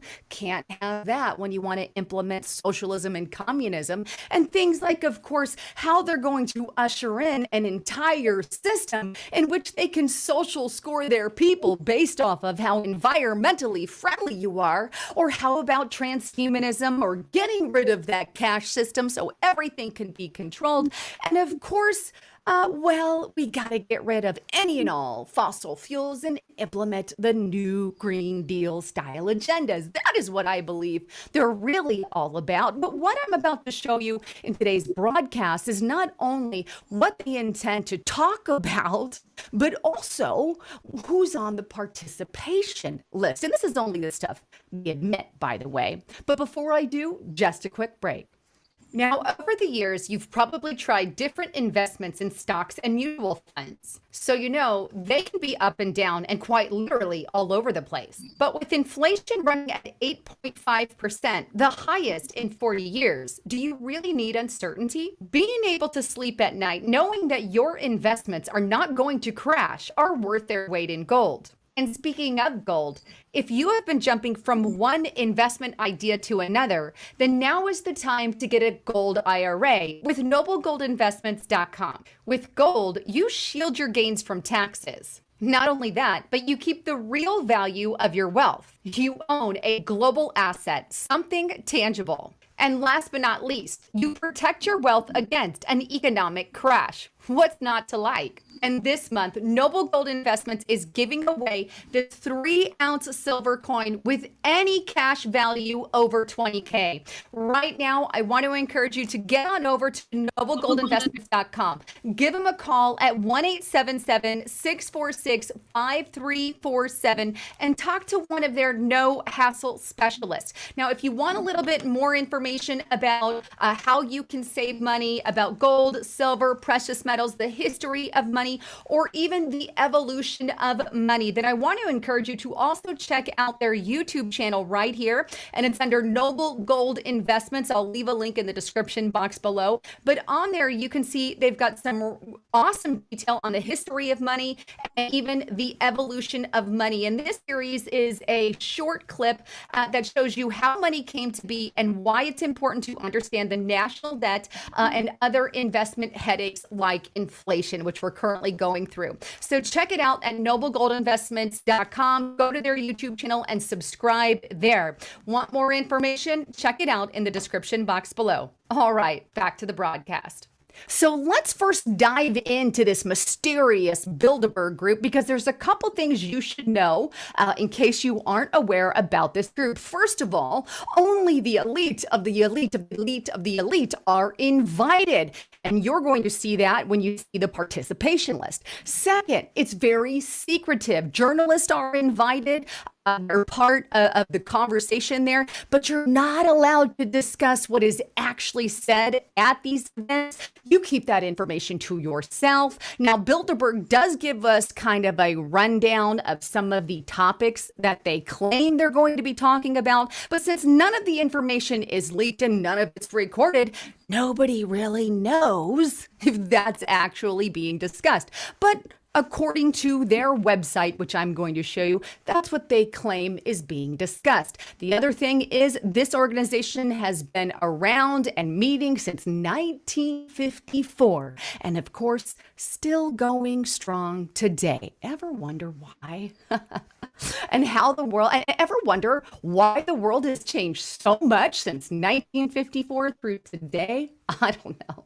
I'll leave that for you to decide. But let's go straight on in to the Bilderberg website so you can see it for yourself. And by the way, I've been reporting on this stuff for quite some time. If you've been following me, you're well aware of that. But here it is, the Bilderberg's meeting official website. Yes, this is their official website. And I'm going to click on meeting 2022 right here because that's the one I can focus on. And you can see they've started leaking notes on their meeting since 2016. This is fairly new. By the way, they wanted to have more transparency with the public, so they started in 2016 doing this every year. And you can see a gap here between 2019 and 2022. That's because of the pandemic. They skipped a couple of years. But here it is. The 68th annual Bilderberg meeting is taking place right now, June 2nd through the 5th, 2022 in Washington, D.C. It says their 68th Bilderberg meeting will take place there in June in Washington, D.C. About 120 participants from 21 different countries have confirmed their attendance. As ever, a diverse group of political leaders and experts from industry, from finance, from academia, from labor, and the media have been invited. The list of participants is available here. Now, I'm going to take you to that participant list because I just want to show you a couple of the people that are attending. So let's go to that. And I've kind of highlighted a few names already in here right off the top. Chairman of Goldman Sachs International, LLC, right there. We also have the Shell CEO and the chairman and CEO of Pfizer, and not to mention William J. Burns, the CIA director. Moving on a little bit, you'll probably recognize this next name here, Henry Kissinger. Obviously, he goes pretty much every year. We also have the Economist here, a newspaper personnel as well. Let's move on a little bit. We also have the VP and Chief AI Scientist of Fakebook, aka Facebook Incorporated. So we have social media, we have Henry Kissinger, we have CIA, we have regular media, and here's some other ones here I want to show you as well. And this is the CEO of Shopify, the Prime Minister here. We've got Prime Ministers going, Ambassador of Ukraine to the U.S. We also have editor-in-chief of The Economist here as well. So you can see a wide range of what's going on there. Moving on a little bit, we have Eric Schmidt. I'm sure that name rings the bell. Google, Google, Google. And then we have the CTO of Microsoft Corporation. We have chairman of Atlantic Futures Forums. And then, of course, this little name you might recognize, especially if you live in Arizona, Kristen Sinema, the one who gave the Democrats all the gray hair. Yeah, she is now on the list as well. Moving on a little bit, we have Peter Thiel. He pretty much goes every year, the president of Thiel Capital, LLC. We also have the Secretary General of NATO. Interesting, considering what's going on with Russia, China, U.S., Ukraine, all of that. And then David Petraeus. So you guys might recognize a few of those names, but wanted to bring the participation list names to you because I think it's rather important to know that the people that are attending these meetings are not your just regular Joe Schmo CEOs. And no, they're pretty dang big names, prime ministers, high people in academics and scientists and CEOs and executive people, and not to mention the likes of billionaires and the whole nine yards, senators, congressional leaders, all of it. But here's something else I want to mention is some of the people who have attended in the past, which I have shared because I've been following this ever since they've started publishing it on 2016. But Bill Clinton, the IMF director, Christine Lagarde, Bill Gates, all of these names have been on past participation list. So just to give you an idea of who goes. And by the way, not everybody who attends is necessarily listed. I believe those are the public names. I think there is still an option. You don't have to be listed, but I'm not 100%, but I believe, knowing how mysterious they are, that could be the case. The next question is, what's on the agenda? What are they going to discuss? Now, there's one thing that they're going to discuss that really chills me, or a couple things that really chill me to the bone that you need to be aware of. But this is just the stuff, by the way, that they admit to be talking about. We don't really know, other than what they tell us, because obviously none of the information is allowed out, right? But take a look, going back to their main page here, the Bilderberg meeting, going back to that meeting 2022, and here it is. The key topics for discussion this year are, and a lot of these repeat, by the way, geopolitical realignments, how they're going to align graphical areas and politics. Interesting. NATO challenges. I believe that's on there because of what's going on right now between Russia and Ukraine in the war. We have China. China pretty much makes it 90% of the time on the list. Indo-Pacific realignment, that makes it off and on.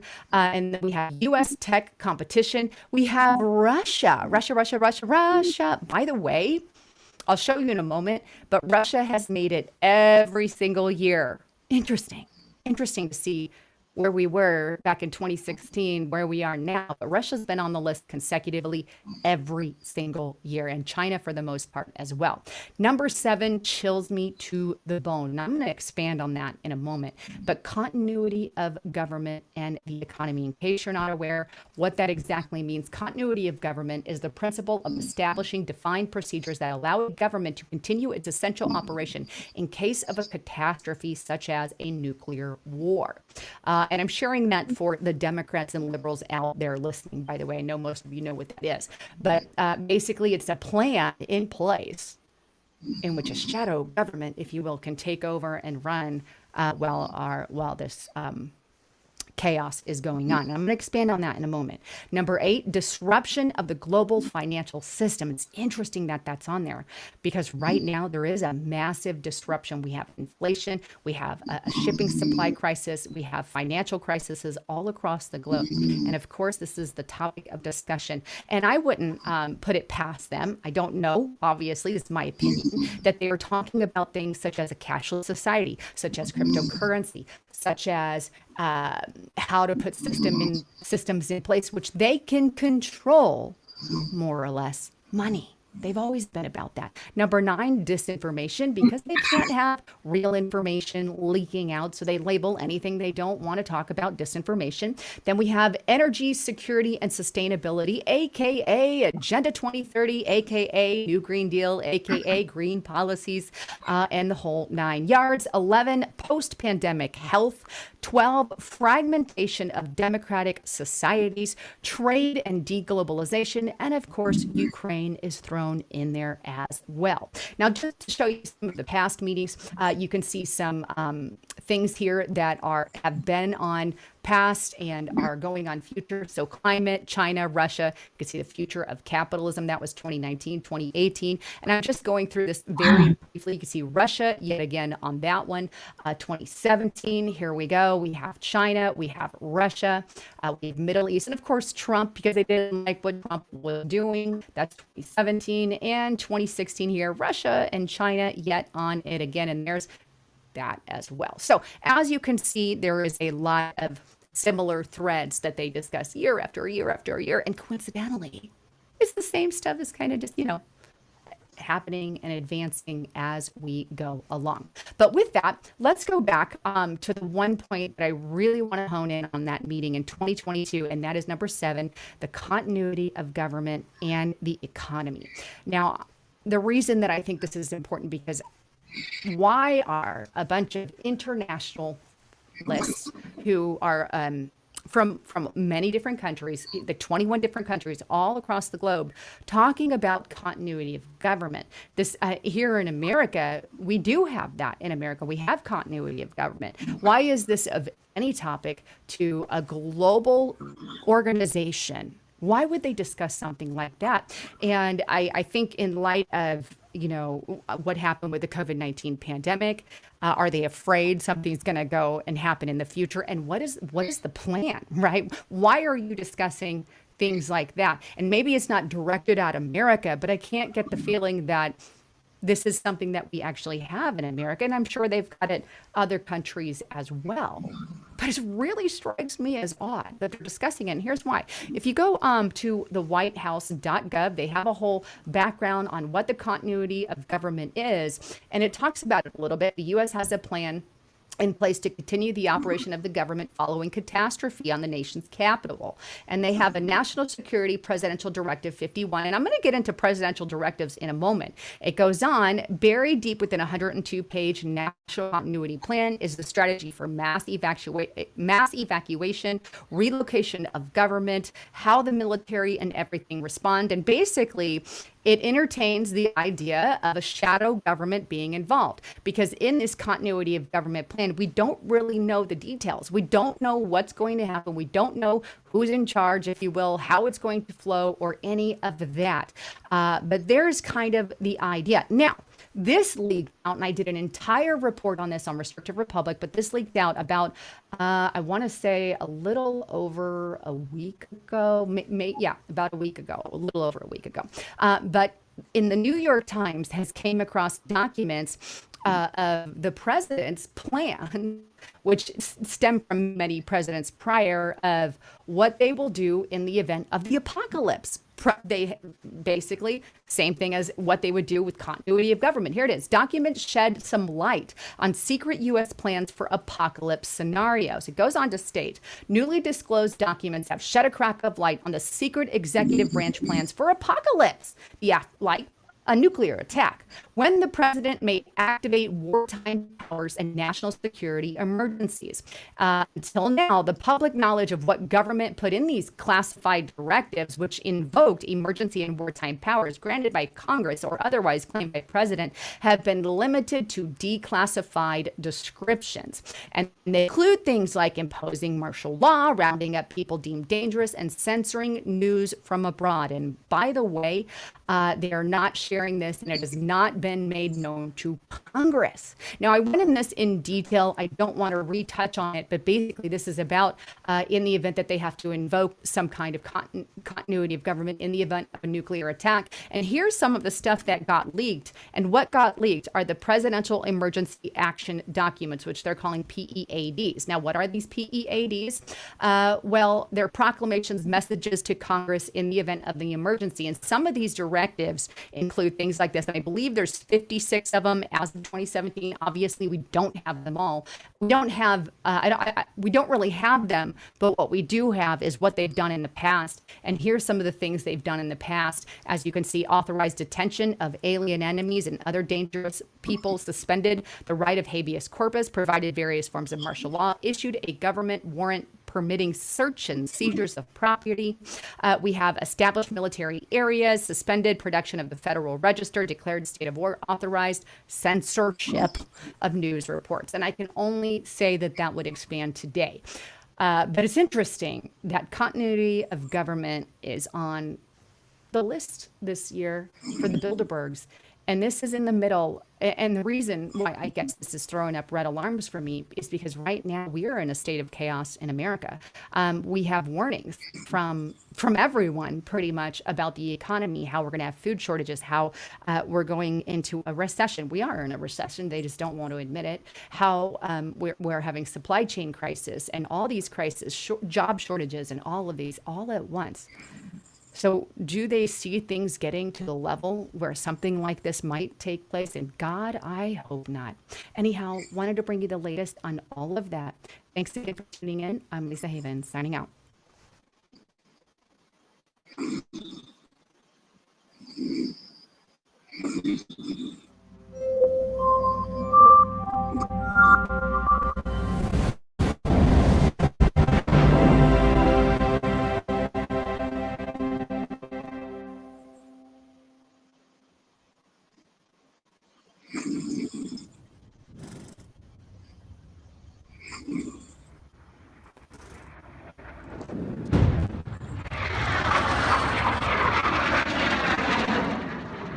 One time we had a small plane go down somewhere in Africa, and we were not able to find it by surveillance. So the director of the CIA heard about a woman in California that was a medium or something. I don't know the title for. And she gave him the latitude and longitude of the plane's whereabouts. And we located the plane where she said it was. And that's the only time that I ever experienced something that was inexplicable. while I was president.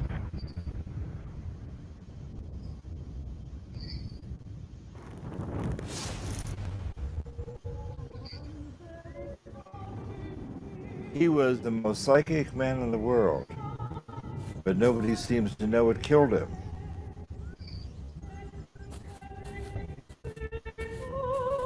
It began with Russell Targ.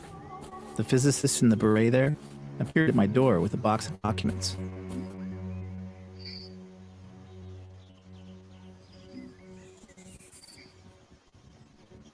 Okay, so this is marker 701. This is where the caretaker told me I should start. And I'm going to see what this is. This is marker 700. So indeed Pat's grave is entirely unmarked. All right, I think he deserves better than that.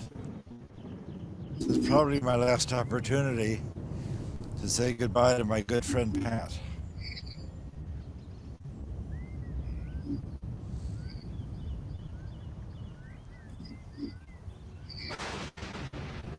Pat Price often said, the more attention you place on hiding something, the more it shines like a beacon in psychic space.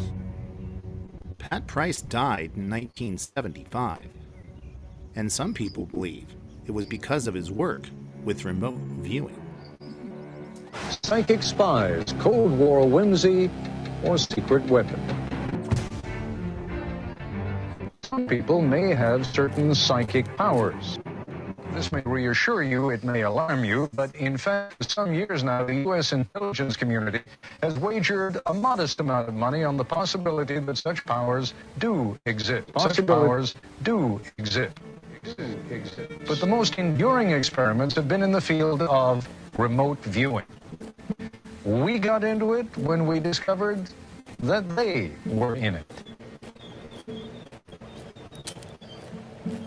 We found that many individuals are able to accurately describe what's going on in distant locations, blocked from any kind of ordinary perception. Are you saying the work you've been doing is classified?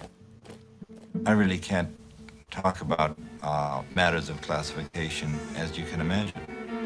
My name is Russell Targ, and I'm a physicist.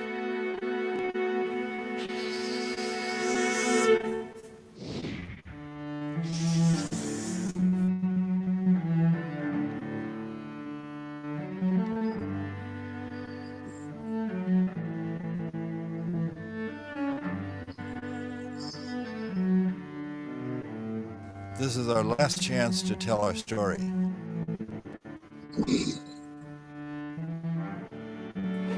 I haven't been on a road trip like this for many years. They always assume that people are immortal. This is the final boarding call for passengers. I hope the people who have seen and used operational material will say, yes, that really happened. Final boarding call for passengers. A huge trove of material was declassified by the CIA. So this is really the first time that the people who were cognizant of secret material can talk about it.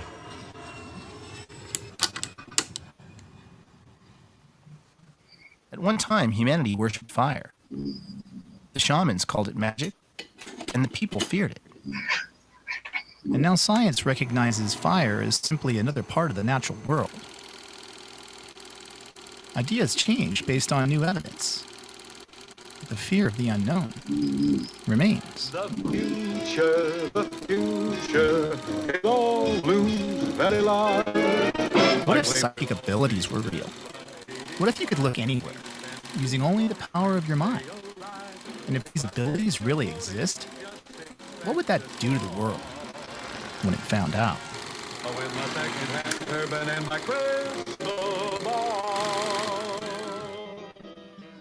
The CIA financed a project in 1975 to develop a new kind of agent who could truly be called a spook. Ned, when you told me that you were interested in using classified materials, that you were eager to get them out, and you were, I was principally concerned for you. And our family, no doubt. No doubt. We received the letter from the CIA and said, sorry, not now, but later. The Ball Nicholas is going to publish the book. And I just thought that what could be more important than to help my father, one, get the documents that he was seeking, but also to help make sure that he stayed out of jail. So that all seemed like a very worthwhile enterprise. Yeah, very good thinking. And I then contacted the congresswoman in Palo Alto, and she submitted a letter on your behalf as well. Oh, that's very nice. I didn't know that. Several months later, the CIA released the documents that we had requested, and you were able to tell me the story in full detail. If I taught you to expect a miracle, it's been worthwhile.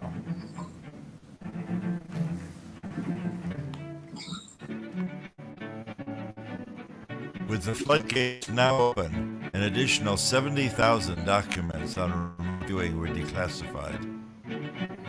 I can now show everybody these pictures without having to kill them afterwards. You can actually take out of thin air information about something you have absolutely no access to, just using your mind.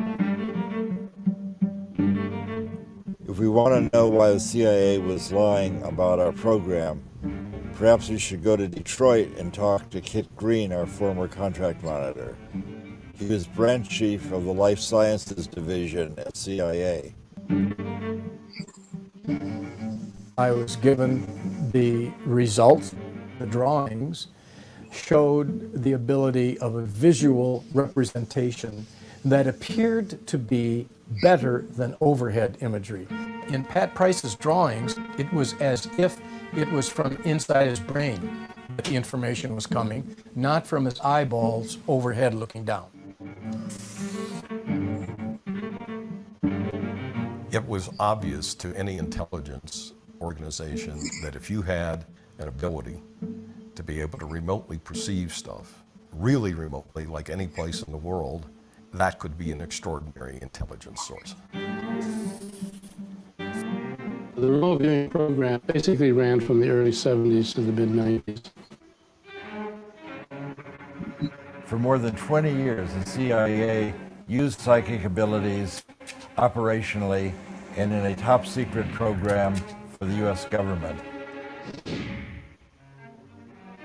You paid for them, you deserve to see them.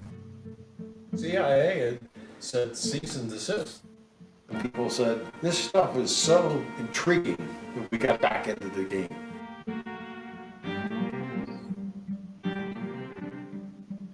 We once found a guy who could see anywhere in the world through his psychic powers. We could show him a picture of any place and he could describe any activity going on there. But he died, and we haven't heard from him since. CIA Director Stansfield Turner, Chicago Tribune, August 1977. Because I believe when he died, he was out in Las Vegas or something, and Kit Green rushed out there. Even though he died unattended in a hotel room, you don't need to make it a medical examiner case, although that's not correct. And he was taken to the emergency room, which I visited. Speaking now as a criminologist, I would have investigated the hell out of it.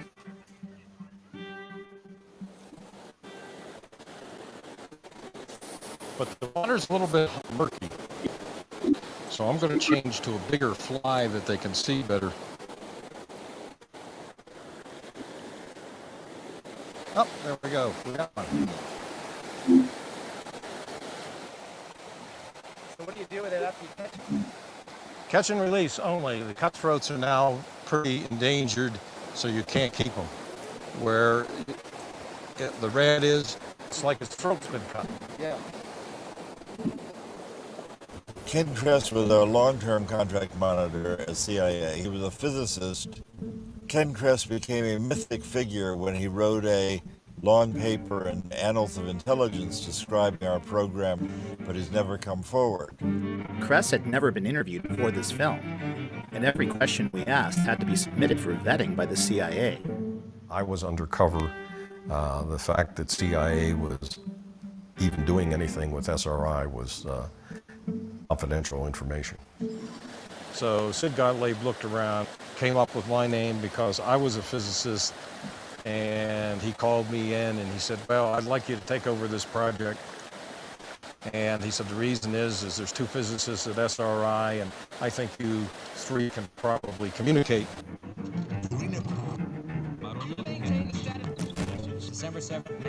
The first series of experiments here at Stanford Research Institute were what the scientists called remote viewing. For example, here is a reenactment of one of the first experiments last year. The subject was a New York artist named Ingo Swann. He was in the room. The experimenters, Drs. Harold Putoff and Russell Targ, were driving away in a car. Their destination was in a sealed envelope. This day it was Palo Alto City Hall. The subject did not know. But back in the room, the subject began sketching and describing where he imagined they might be. Here was the tape recording that he made then. There must be buildings around, and this would be sort of an area enclosed to some sort, a quadrangle or a quad. And then I sort of felt that there might be a fountain around, but I didn't hear any water in it. There is a fountain. That day, it was turned off. Back in the room, the subject sketched a pattern he thought was crosswalks coming together in a circle. In fact, the courtyard is paved in this pattern. The courtyard where they were is 2 miles from the room where the subject was. There had been no communication between them. Somehow or another, Kit Green and Ingo got together, but Kit came up with a report, and he sent this back, circulating through CIA, and eventually got to Sid Gottlieb. Gottlieb was already predisposed to look at psychic phenomena from 10 years ago. As the CIA's sorcerer, Gottlieb attempted to raise assassination to an art form. Out of his labs had come many debilitating potions. We knew who Sid Gottlieb was, the director of the famous MK-Ultra program. This is by 1974. MK-Ultra was the CIA's notorious mind control program in the 1950s and 60s, where they were giving LSD to people to see if you could create a Manchurian candidate and strip away their memories. We considered him sort of the Joseph Mengele of the American side. Mengele, of course, was a notorious Nazi physician who did biological experiments on Jewish prisoners. Gottlieb was not doing that. Gottlieb, of course, is Jewish. He was just torturing other people, independent of race or religion. He's sort of equal opportunity misanthrope. From my point of view, he reminded me of my old Uncle Sid. He died. He was out in Las Vegas or something. In early 1972, I briefed NASA and the CIA on proposed experiments to help people develop their psychic abilities. Well, Helen and I thought it would be very interesting to meet with Sid Gottlieb. He was enthusiastic about the idea of giving remote viewers LSD as a way of enhancing their psychic abilities. I was opposed to that. Remote viewing requires a person's conscious cooperation, and we explained that to Gottlieb, and he seemed to completely understand. So he led us down into the basement of the Pentagon, and it seemed to us that he was sort of stored in the basement with all of his books. The only really comfortable place we'd ever been in the CIA. The idea, after talking to Gottlieb, that the decision to give us money to go forward probably had already been made. Reports that the Soviets were using psychics to spy on us prompted us to do the same to them. There was intelligence, hard intelligence. It was like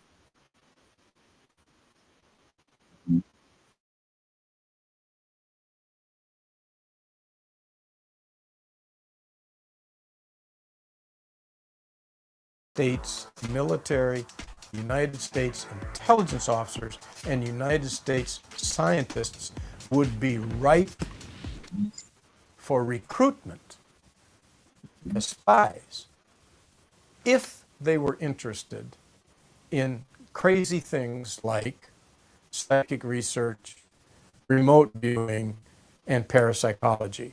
And they would tell their government people that were responsible for doing recruiting and so forth, hey, if you want to find somebody in the Washington, D.C. area that might be pretty interesting, find somebody that spends their time doing psychic research. They must have been following Russ around constantly then. It's natural for a visually handicapped person like me to be interested in optics, magic, and extrasensory perception.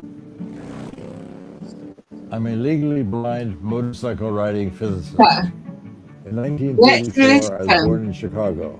Let's listen. I was a child magician. I used to perform magic tricks at birthday parties and art openings. As a magician, I understand how people can be tricked. That's always made me a better researcher, especially in a field like ESP. I left graduate school at Columbia in 1956, and in 1958, I began working on the earliest development of the laser. I was looking for a way to get into some kind of psychical research and still support my family.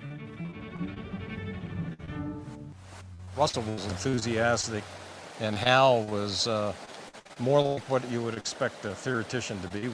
But they both came across as, physicists. I heard that there was going to be a lecture at Stanford University, and there was a young physicist, Hal Puthoff, giving a lecture on psychic discoveries behind the Iron Curtain, American and Russian ESP. And I then went back and talked to my new friend Hal Puthoff and said, I think I got some dough. Let's talk to your management about creating a program. And he said, that would be very nice. You just have to promise that you'll keep a low profile. So that was in June of 1972. And this led to the beginning of our program at SRI to investigate psychic abilities. I look forward to coming to work. Every day had a new miracle. I feel like the child magician finally got a job doing magic. As we were doing these experiments, we began to run into flack from the psychologists at SRI. They said, you've got that crazy ESP experiments going on. That's going to ruin our reputation. We're going to lose our fun and get rid of those guys. Hal had worked for several years in naval intelligence in Washington, and that may have made him a little more secretive indeed. Yep. I had access to one of the most shielded experiments on the planet. It was a shielded magnetometer that measures weak magnetic fields. Against his better judgment, Hal snuck his very first subject into a forbidden lab at Stanford. The man claimed to be the greatest psychic in the world, and his name was Ingo Swann. Swann claimed that he could move the needle of an unswayable magnetometer, buried under 30 feet of concrete, with a classified design to sniff out nuclear explosion. It even had superconducting shield. Its claim to fame was that nothing from the outside could affect it. Not only could Ingo perfectly sketch the design, but the needle moved, and nearly got kicked out of Stanford for breaking the experiment. And that got the attention of the CIA. I asked the CIA agents, why are you looking at him? He said, well, we couldn't care less about the fact that he perturbed that magnetometer, but the fact that he could look through superconducting shielding and see what was inside, that is really a concern. In a way, I can understand other people's response to our work. If someone had come up and told me 4 years ago the kinds of things I'm now telling people, I think I would have been skeptical also. Well, when I first met Ingo, of course, he was coming out with this claim of, quote, being a psychic. And at that time, before I started seeing results, I was very skeptical. And he was very confident. The psychic is a kind of remote sensing device, and that I think has a contribution to make to both science and humanity. Understanding Ingo, I think you have to see a creative, highly intelligent, deeply wounded man who found in remote viewing a pathway to the acclaim that he sought. We might do an experiment that looked like a really good outcome, and he would say, no, this is not so good, and he would come up with some loophole.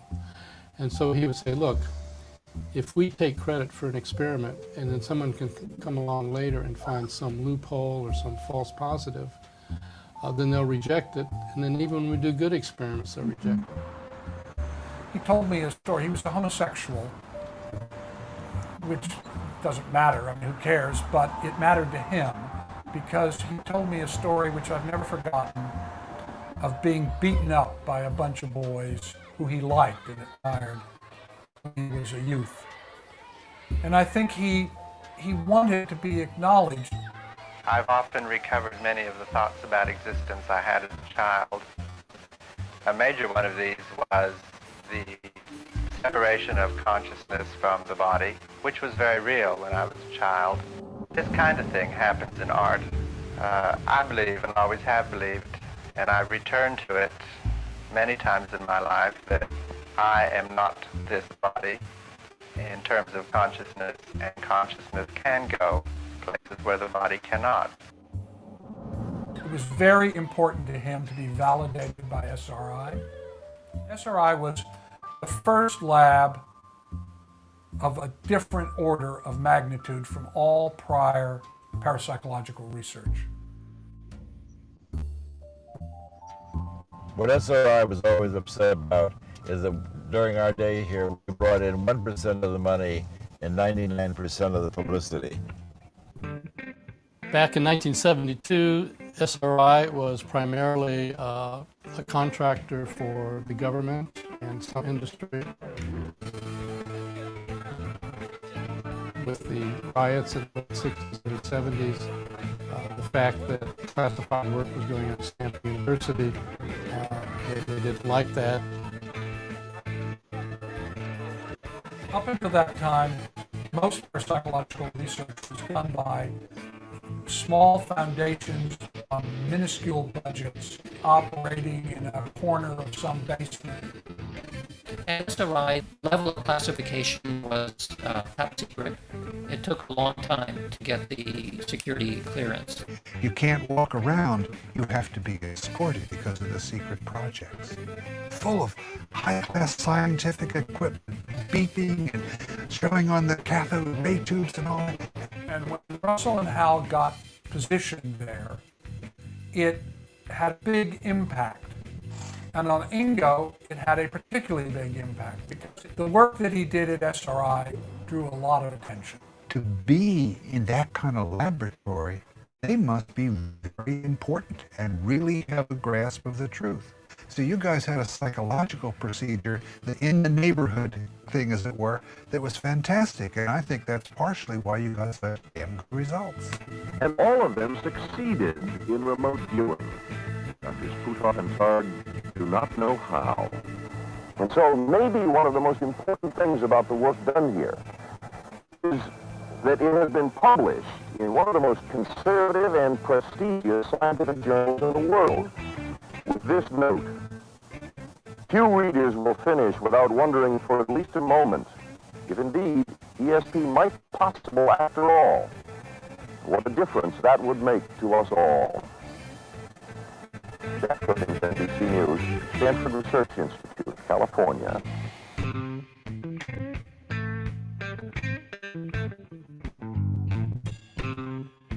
Ingo was really the father of remote viewing in the modern era. Before Ingo, people were describing the picture in the envelope. Square. Good guess, but wrong. He said, if I want to see what's in the envelope, I'll open the envelope. I can focus my attention anywhere on the planet, give me something interesting to look at. And he threatened to quit. And so we asked him, well, you know, what do you mean? What would you like to do? And he says, just send somebody out in the San Francisco Bay Area and I'll describe where they are. Well, it takes a lot of guts to accept a challenge like this. The psychics involved could sort of get into it at a creative level and discover things very distant from themselves and then go find out if they were really there. Well, we had, by now, 30 analysts, not scientists, in CIA and maybe 6 or 7 scientists in CIA talking about these initial dozen or so results of these anecdotal situations. We began by speaking of some kind of almost a psychic arms race here. Is there any real application to this? At that time, there were rumors, certainly, that the government was doing something. But nobody actually knew what was going on.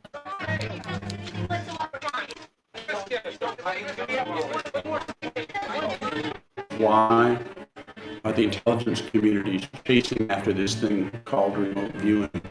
What if there are no secret? What's really going on here? They had to put resources on something that sounded crazy. That's what it was. And we would all talk about them and say, well, I know I didn't lie. I know you didn't lie. And we'd get polygraphed once in a while, and it became clear we weren't lying. That wasn't the issue. What's going on?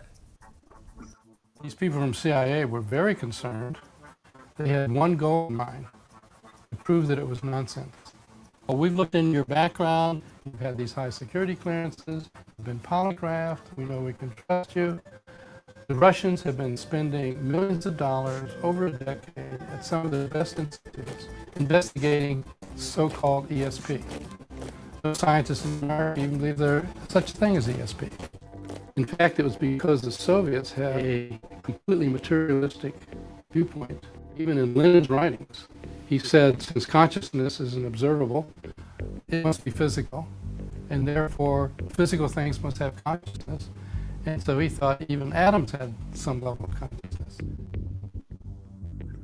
And then the question becomes, how close does it have to be for you to see it? Can you see it in this room, in the next? How about it? Can you see it on the other side of town?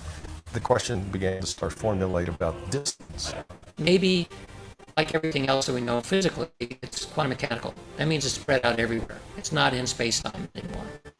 So exactly the same way that I can focus on my name being spoke, there's something about attention that I can use in order to narrow in and pay attention to something. So if I want to pay attention to what's happening on Pluto a million years ago, I should be able to do that. That's kind of what the remote viewers do. I mean, Ingo Swann was looking at Jupiter 9 months before Voyager got there and correctly described rings that no astronomer had ever seen or even suspected. So how did he do that? Well, it suggests the ring to Jupiter was in his head already. This becomes a very materialistic way of thinking about what's going on, but who cares? I mean, I'm interested in what the truth is. We don't know how to evaluate this. We don't know if it's a threat or what.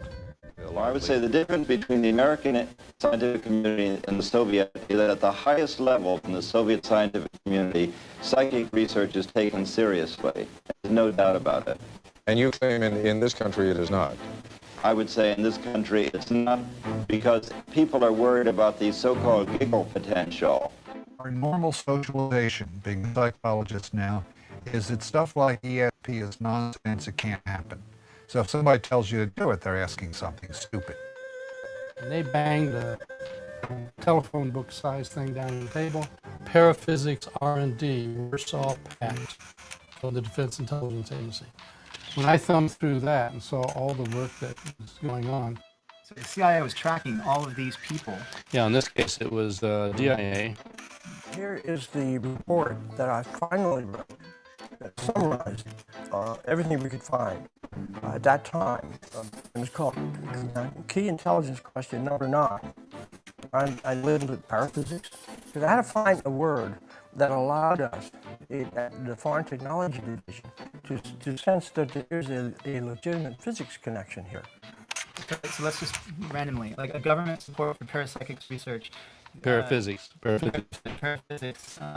Returning stories of official government support for research. In fact, such support seems unquestioned by anyone. All of the Soviet centers, of course, are government funded. 1971.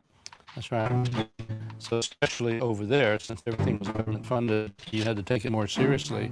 In principle, this document forms more policy than anything else that goes on in the intelligence community. Because why should the intelligence community be interested in access to information, in a generic sense?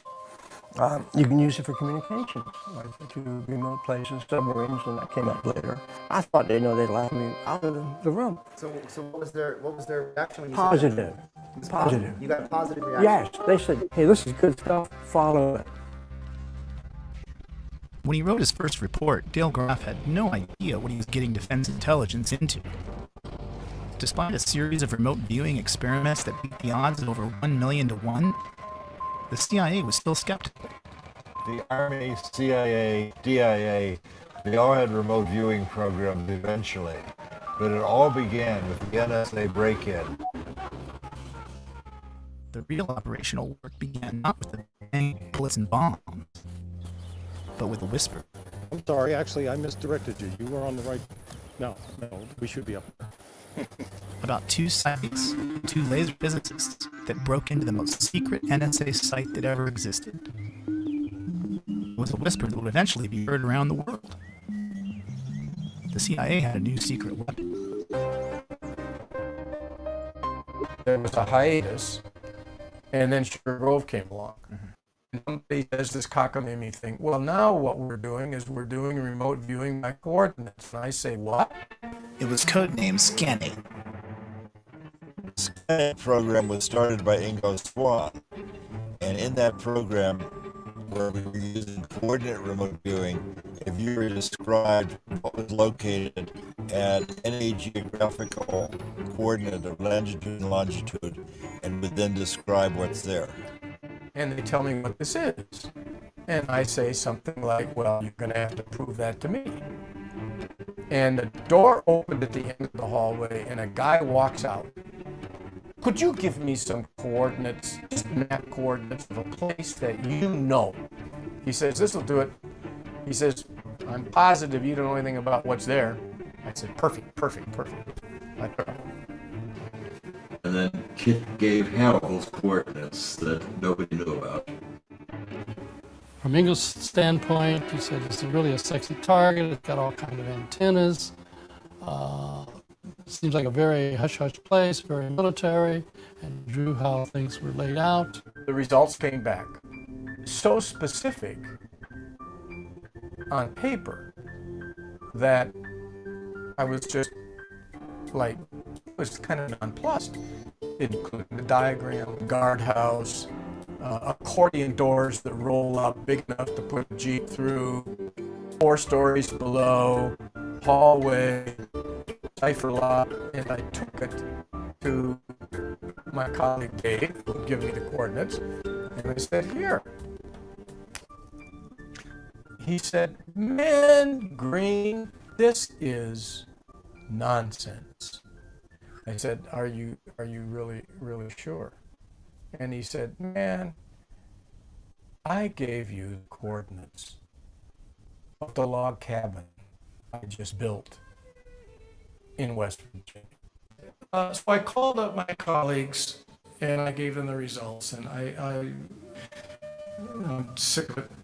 And just before I hung up, the fellow I was talking to, who I can't name, but whose initials were Russ Targ, said, that's really too bad. It's really too bad. Really too bad. The other guy found the same thing. Early in the SRI program, there had been some publicity, and Pat Price had read about it. That happened to be right when we had been asked to target on the West Virginia site. So it was over the telephone, saying, I used to be maybe police commissioner or something like that in Burbank, and sometimes I would get intuitive flashes about some crime scene we were working on, and it turned out I would be right. Maybe I should be a subject. SRI comes up with Pat Price. He had a map on the over his desk, and he had a bunch of pins on the map of the world, and their pins were all stuck in the ocean. And I asked him, I said, Pat, what are all those, pins? They're just scattered all around. He said, I'm following all the nuclear submarines in the world, and I move the pins in there, and I relocate for an intelligence officer. I mean, this would be one of the most fundamental breakthroughs in naval intelligence if you could follow all the submarines in the world. Pat Price was brought in independently to describe the same target location and went on to read documents hidden in the vault 3 floors below the surface. So that's really interesting. Okay, yeah, okay. I'll talk. What did you say? And I drove to the coordinates. I found a cabin. 100 meters down the road, I found a dirt road from the cabin. I drove down it, found a guardhouse, found a dish, found the accordion door. This naval installation's purpose is to perform communications research and development for the U.S. Navy, the Department of Defense, and various elements of the U.S. government. I reported that. It got to the Office of Research and Development, it got to the Office of OTS, and there was, a huge controversy. And it started as very small ball. But what the person who picked the target didn't realize was just right over the ridge, a mile or so away, whatever it was a super secret facility for picking up Russian satellite information as it went overhead. And so both of them said, maybe that's what they want us to describe. In the 1960s, Sugar Grove became one of the NSA's most important Cold War listening facilities. And the whole thing blew up. But remember, it was about what was inside that building. File folders with the following names. I remember that they were all associated with a pool game, like playing pool or billiards.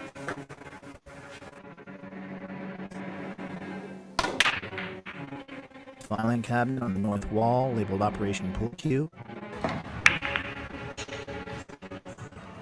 4-ball, 8-ball, rack up. I'm saying, this is reminiscent of a visit to the place that it took him. Within 24, 48 hours, I had security officers in my office at headquarters. And they were grim-faced and they were upset. And I was told this officially, it's been made public. The filing cabinets were there, they were green, there were file folders, and they had the exact 3 names on the file folders. Now, that was the first thing that was important, is that they were correct. However, those guys out in California got the code names. They got code names that were part of a special access program, not just code names. They got special access program code names which were classified top secret. The names were classified top secret. We were then descended upon by all the law enforcement of the United States. We had government agencies from NSA and CIA coming to visit us and find out why the CIA had targeted a group of psychics to go spy on the NSA.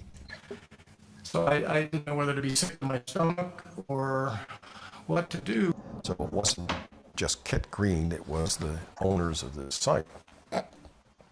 And some of it, like some of the names that I told you, turned out to be accurate.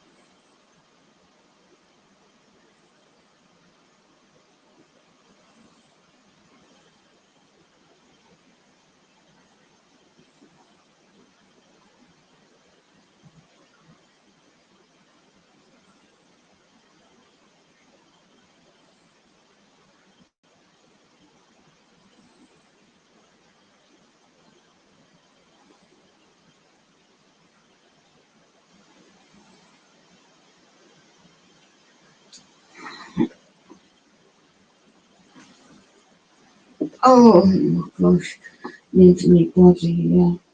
Okay. That's what it says, I thought.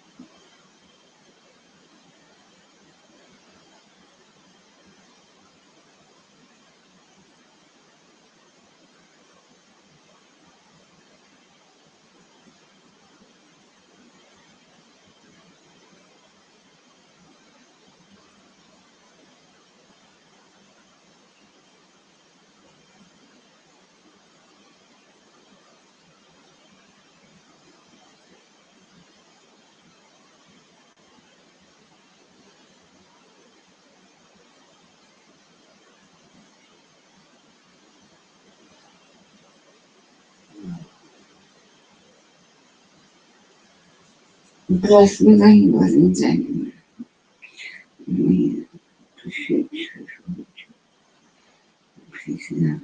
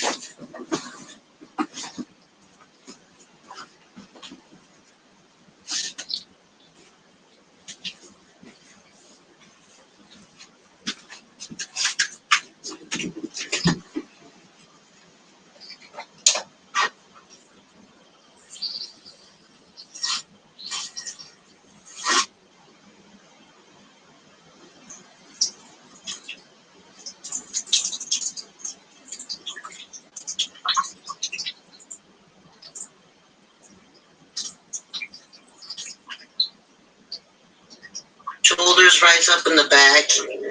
It's almost like the head just plants down, the neck and head are planted down, and all this raises up. There was a picture of a reptilian I was going to show you. Maybe I'll find it and throw it in here at the end of the video. And it's part of the structure of the beings that possess these people. Hold it.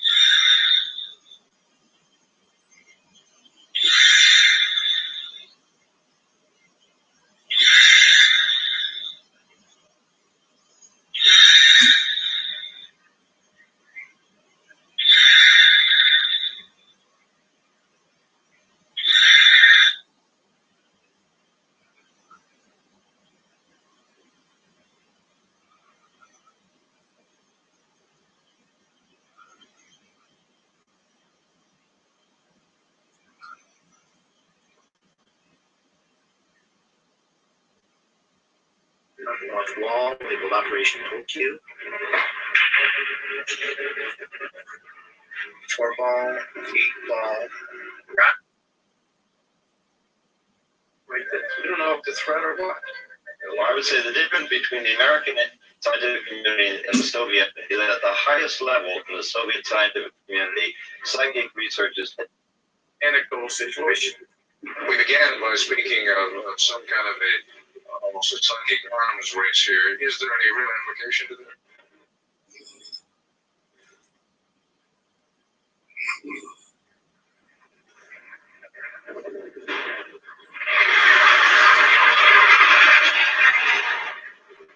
One time we had a small plane around somewhere in Africa, and we were not able to find it by surveillance. So, well, transferred his consciousness into a black box. They hooked up these wires from the black box to his body, made him pick this thing, basically killed him, and then they somehow pulled his consciousness to this black box. They then brought in a clone body of himself, and then they transferred that consciousness, his consciousness, into the clone body. And then, as a byproduct of that, all of the one-time childhood diseases you're only supposed to get once,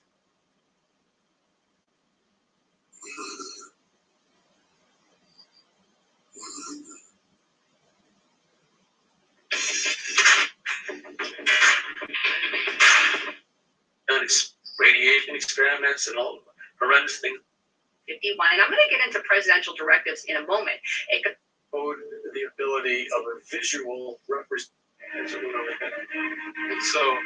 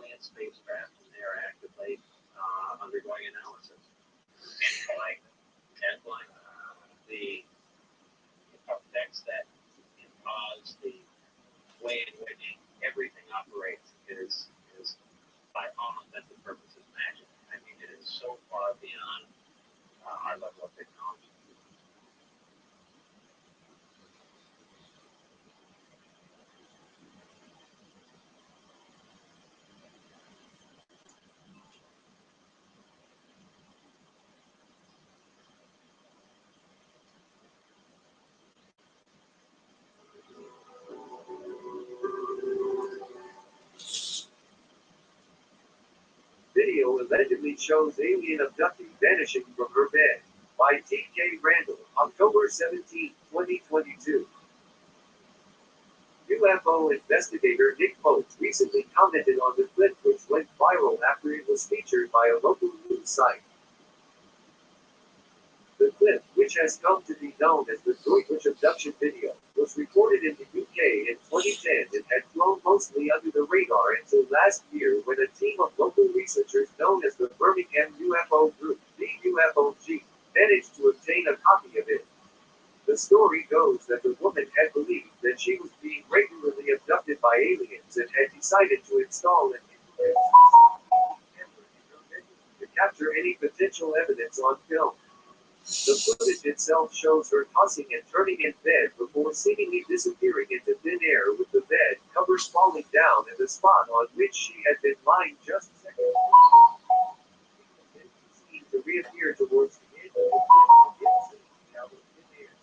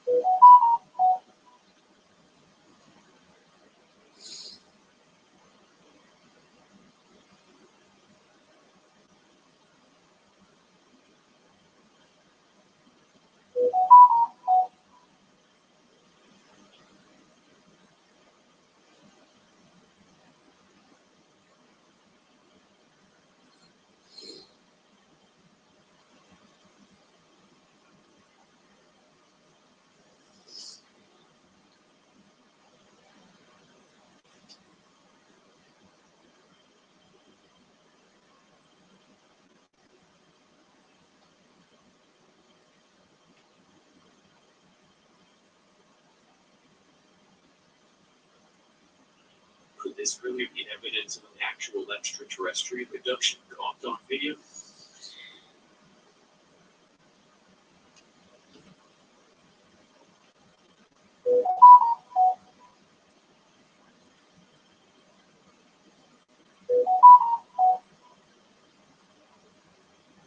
You'd be the judge.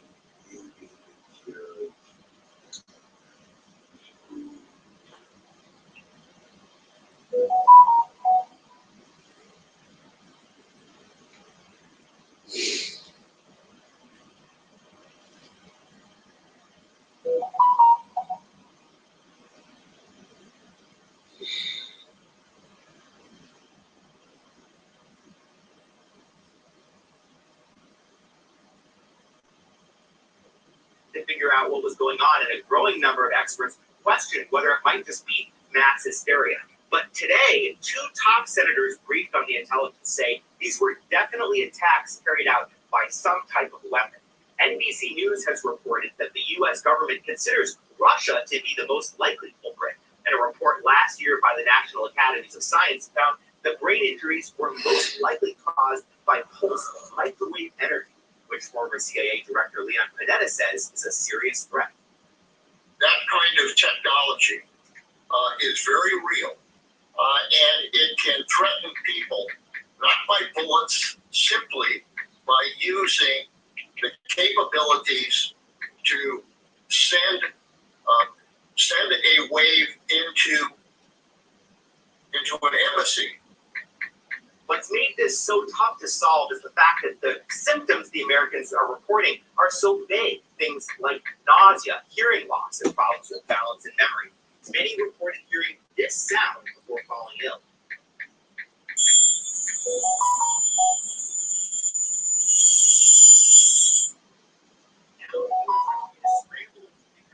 How widespread this is, with new reports of new possible cases in Russia, China, and now even here in the United States. And just this week, the Canadian group of diplomats accused their own government of withholding information about 3 new cases of brain injury among Canadian diplomats who also served in Cuba.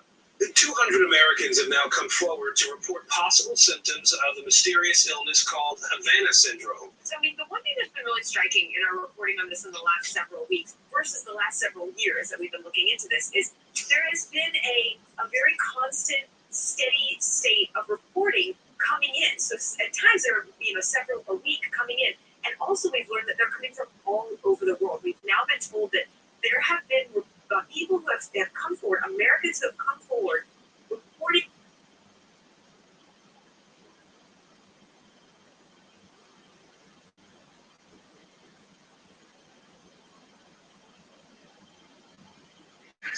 I found a new home.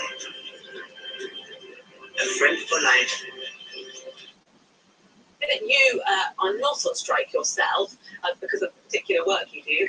If you had the choice, would you be behind the picket line? 100%. Yeah, unfortunately I can't because I work in intensive care, but this is a last resort. I don't really want to strike, but I don't see any other option anymore.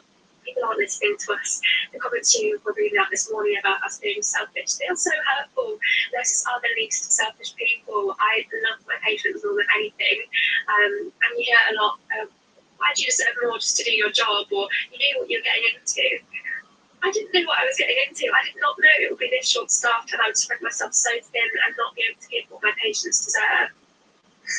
So talk us through the conditions that you're working under that you say actually right now it means it's unsafe to continue in that manner.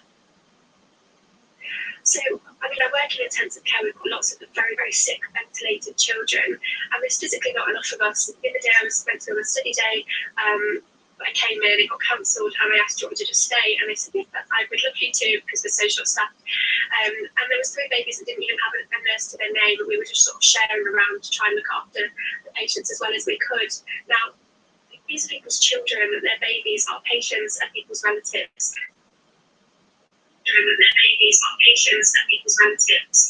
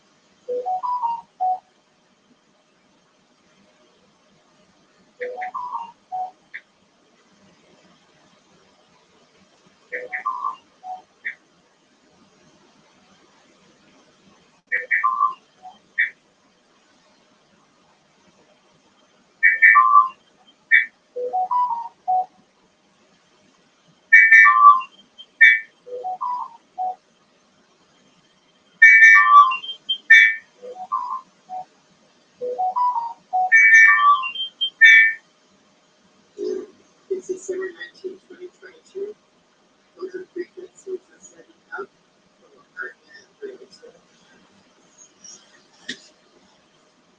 This is our 56th party.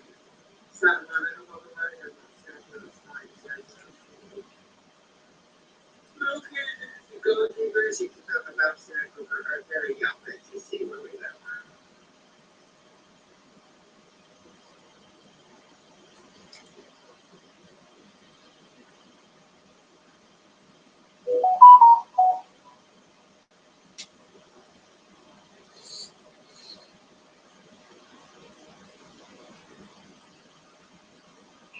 It's December the 19th, 2022. So I'm on my afternoon walk on home in the city of Alhambra. I'm taking my afternoon break. And I wanted to take a picture in the afternoon to see how burnt my face is. And as you can see, it's pretty burnt. And my neck is burnt.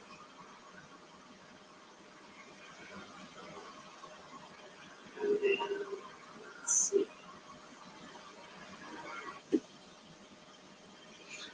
It's December 19, 2022, so I'm on my walk.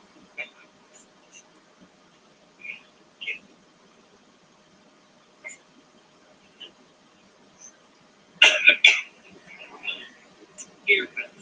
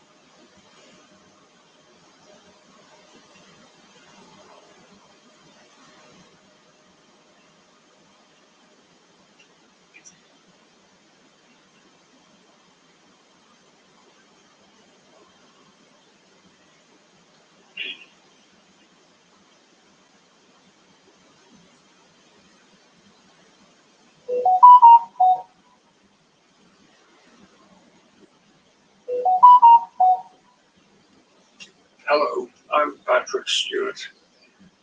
Did you know that right now over 70 million people have had to leave their homes due to Government should not be paying for people's lives like this, and these are matters which they should be handling quite seriously. What the government are trying to do is control inflation, and they're saying, I think you'd understand, we can't give everybody a pay rise because we're just in the same situation. Well, they need to be trying to be offering more than what they can, so that nurses feel supported to do a job that they're doing. And I think Stephen makes also a good point, because I think there is a slight difference between the public's perception of nurses. When it even with respect to RMT, train workers, because the trains have had a decline in passenger numbers of 20% from the pandemic, right? So there are serious issues to be dealt with on the railways. There's also a working practice that needs to be updated. But we did go out and clap for nurses during the pandemic, right? They already have a 7.2 million waiting list. There are 400,000 people now waiting more than a year for treatment. The NHS was on its knees before COVID. It's even on its knees more now. This leads into a much more fundamental question raising for me, which is, what kind of NHS do we want? What should it do? This is what Sajid Jaber, the former health secretary, has. So this is an optimistic but realistic. People wait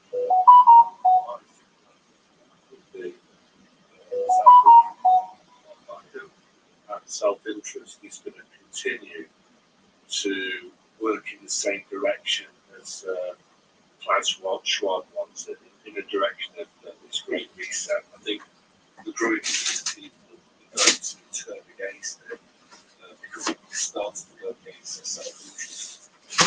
So, I don't know if you might notice, if you might not, I'm living in Britain, and before I moved here in November 2020, I lived in the UK. Private schools in Surrey. And during that time, I came across, obviously, many of the British middle class. They might consider themselves consistently a little bit boring. Most of them work for a living. And the way that I would define it is that somebody who's upper class, those people that don't need to work for a living, so they've got assets, and those assets generate their income. They don't need to sell their labour to earn an income above the wage. Anyway, these people, as I say, I observed them close. Many of them might be working in political and managing lawyers or bankers, or maybe middle class, very, very solid middle class professionals like hospital consultants, GPs, and like that.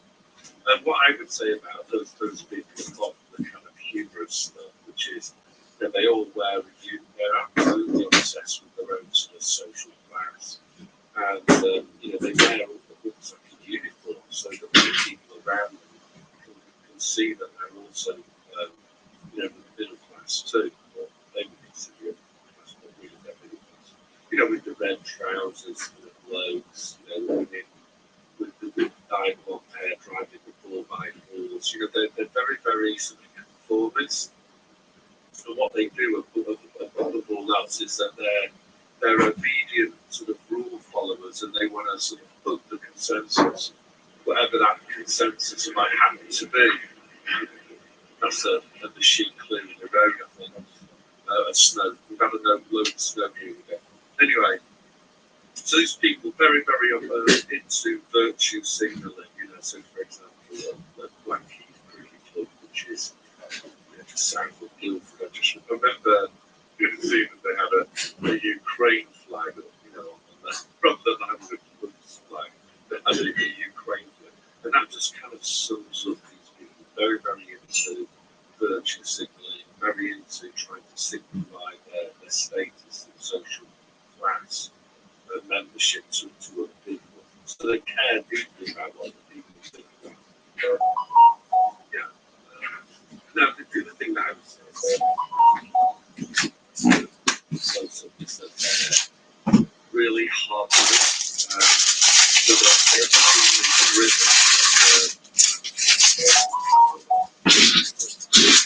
they're pretty hard to sell. So I know there is like trades people free playing for another cricket club, and they would always get a load of grief. They would ask them to do more because what was agreed. And then when it came to pay, you know, Sebastian wouldn't pay them. You know, they're like trying to get blood out of a stone. So they were like very, very hard nosed, brutal people. You know, behind all of the kind of smiling, the rest of it, they're all like hard nosed. So, I know I'm going a bit around the houses here, but forgive me. So, during the early days of the Soviet Union, you know, the cotton sniffle, these guys really actively bought into it. And the reason for that was it kind of tallied with their own self-interest.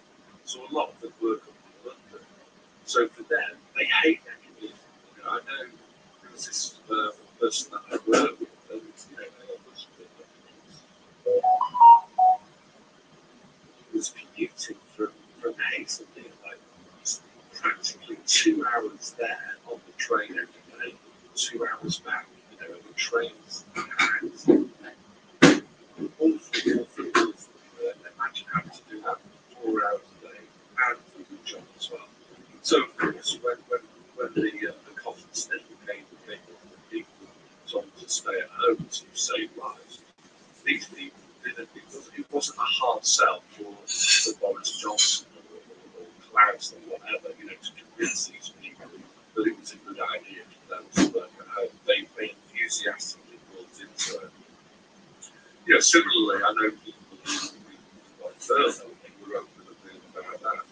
So what I'm saying is here is that the first phase of the great Klaus's, you know, great reset, his fourth industrial drive, it was very, very easy sell for much of the British class. You know, they got to work from home or they got furloughed, and in return for that, all they had to do was to wear their underpants on their face and go to the concert.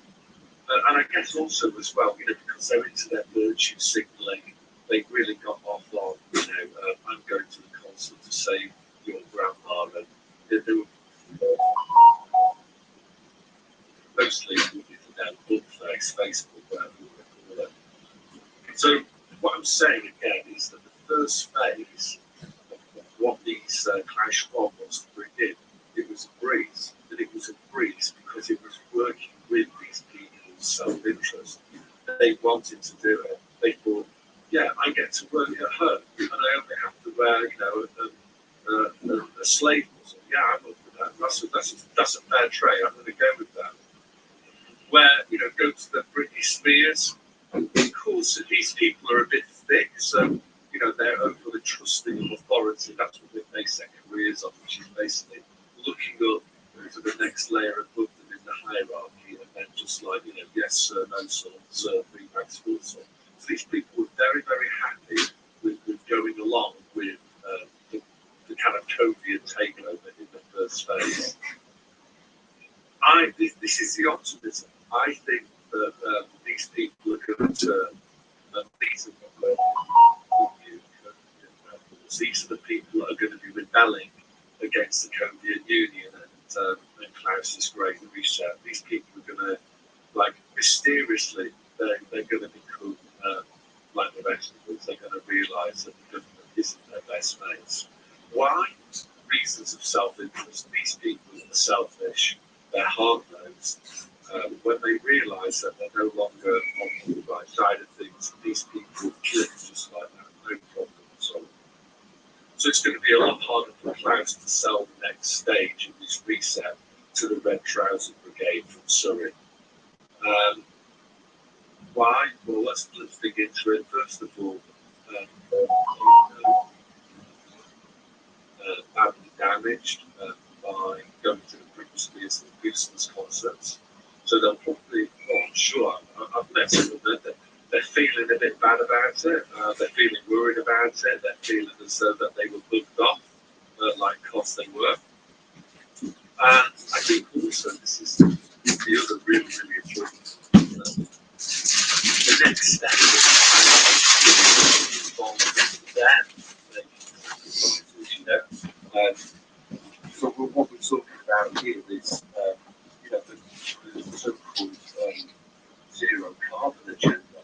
So, when these people are asked, or told rather, that they're not going to be able to drive their cars anymore, talking about these 15-minute cities, or their packages will be rationed electronically by a central bank currency, or not choose between whether they're going to go on holiday, go to Tuscany, to their villa. Oh, what? Are they going to stop me from going to Tuscany in my villa? Yeah, I own the villa, I own my 4x4. How dare they say that? So these people will start to rebel against it because for the first time, then it's going to be compromised by the Great Reset or the where you say, by crime, social development, and then it will be affecting them too. They won't be able to afford their little luxuries like a couple of bottles of wine at 30 quid a bottle. So these people, I expect, to rebel against the COVID Union because they're selfish, they're hard-nosed, and they'll pursue self-interest, and they'll know which side they're going to put it on, and it won't be with Klaus Schwab, so they'll join us, and that's what I'm expecting, because the next phase of the crisis involves zero carbon, and it involves them having to make sacrifices, and so that's all I'm going to say. So God bless you.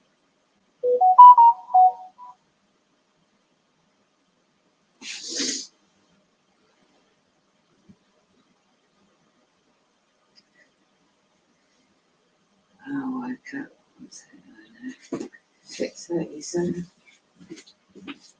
Tuesday, 2022. Controlling my sleep pattern.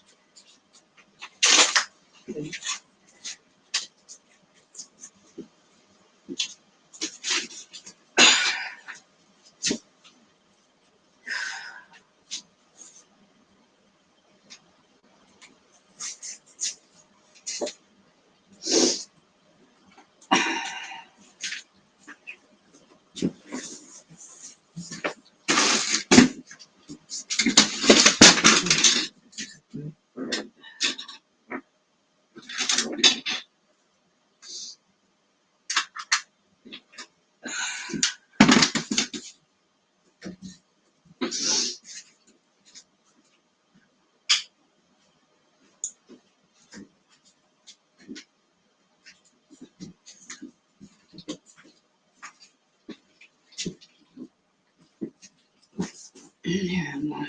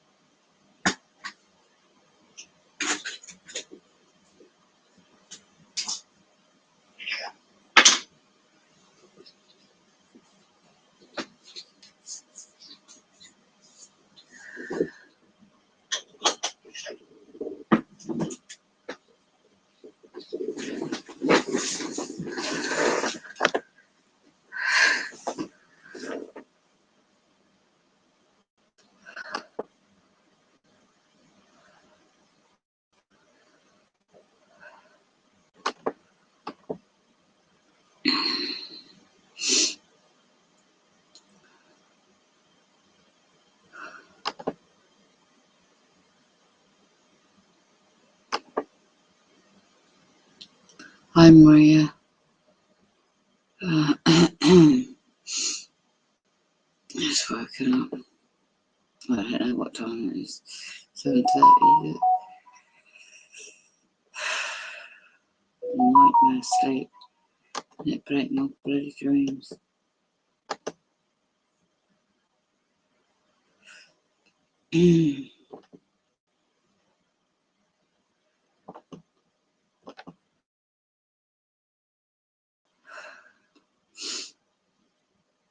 Not quite.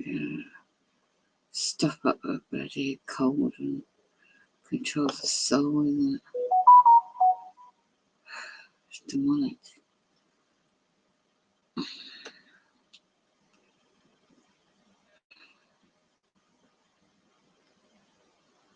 You're not showing up.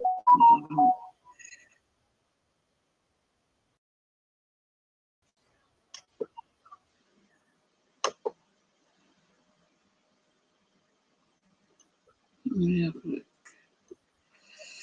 Open the other tab.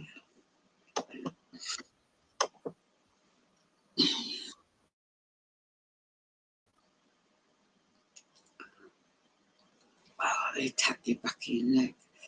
You lose the taste. Frequencies. EMF frequencies. It's a radiation to you. Effect.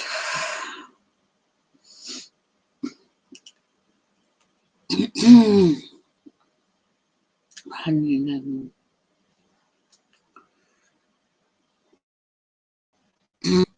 No intention. Channel.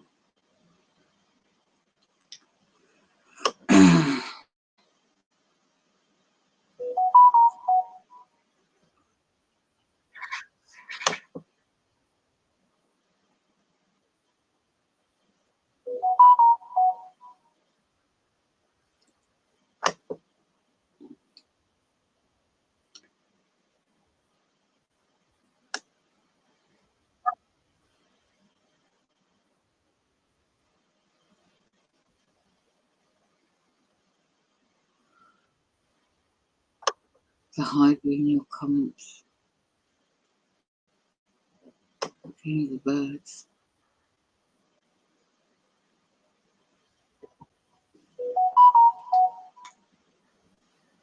You got the spam idiots in the chat.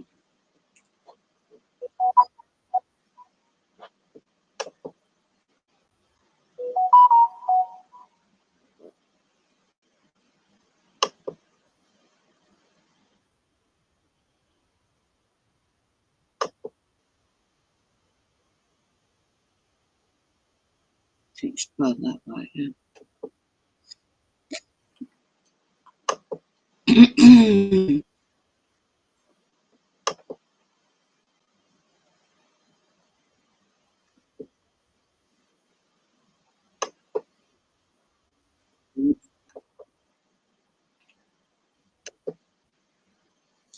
Right.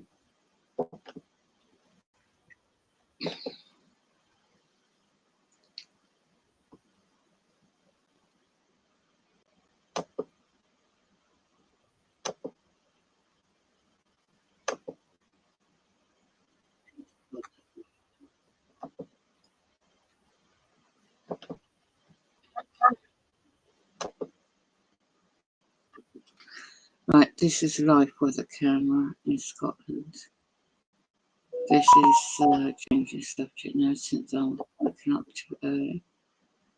This is not your natural sunrise. Just going to meet the people.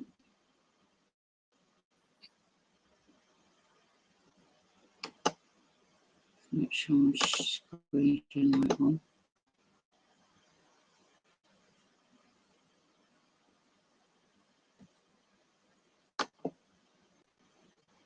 Yeah. Right, so now Scotland live with a camera. This is Negro, Planet X system. 28 in the morning, bloody hell. Right inside.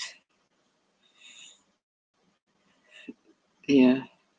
Reflection, that's not, it's meant to be a round, small sun, yeah, to be natural. But that's huge. Red iron oxide behind it, white in the middle, red below, reflection on the water. Timestamp, top left. That's just turned blue sky. It just flashed blue. Wow. Huh. So they control, it's like a matrix world. Control the bloody weather. Right.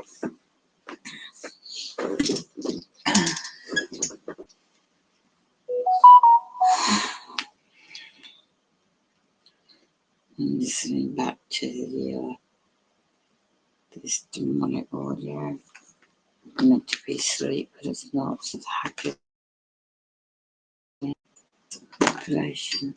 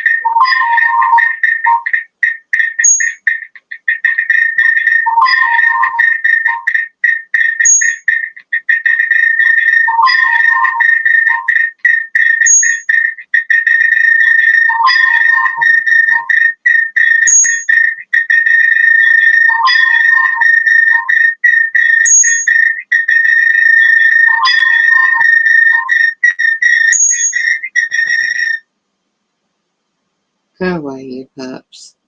Pack your mindset.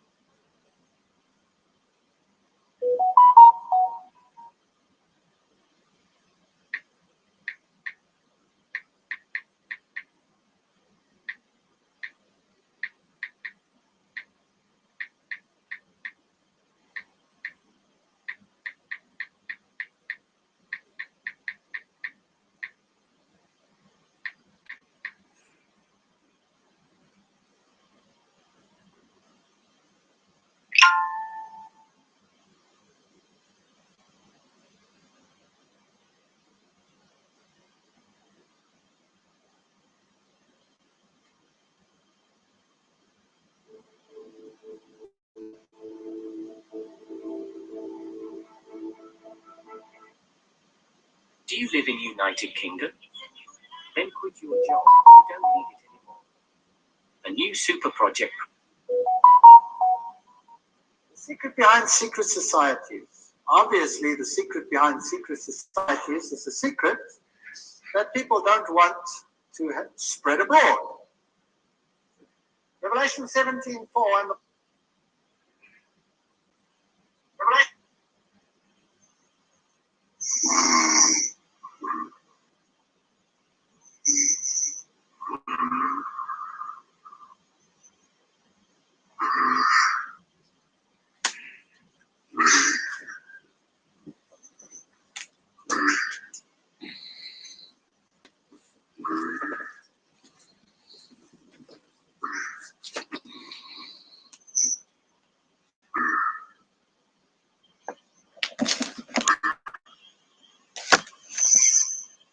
Perverts, demonic attacks, minor labs, military black ops operations.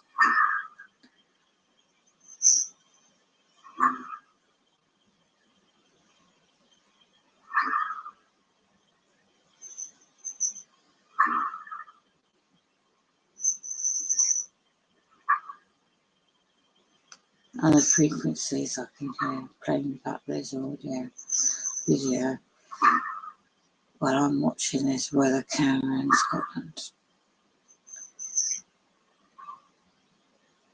Like they're hacking into my internet. I don't know how many hours I've got sleep. Does it say how many hours?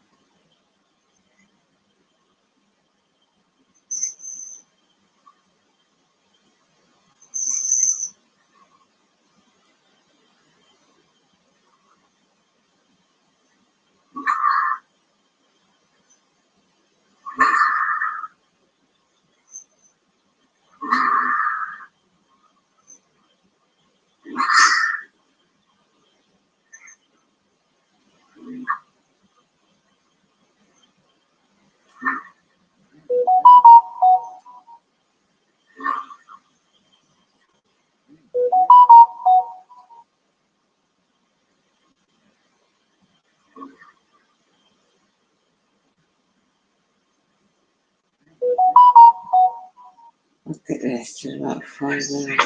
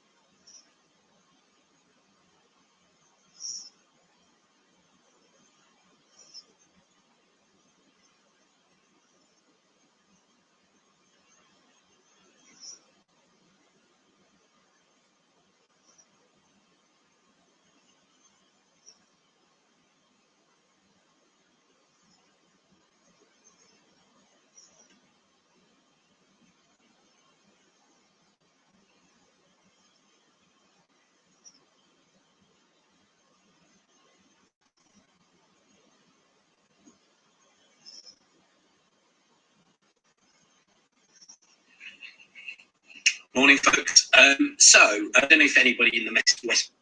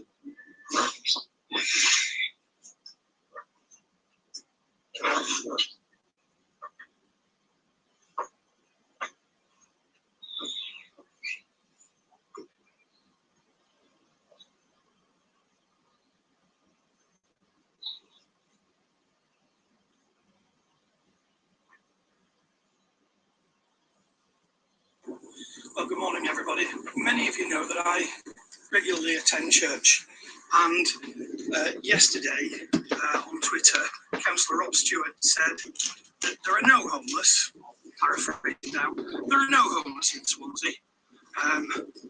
This is simply untrue.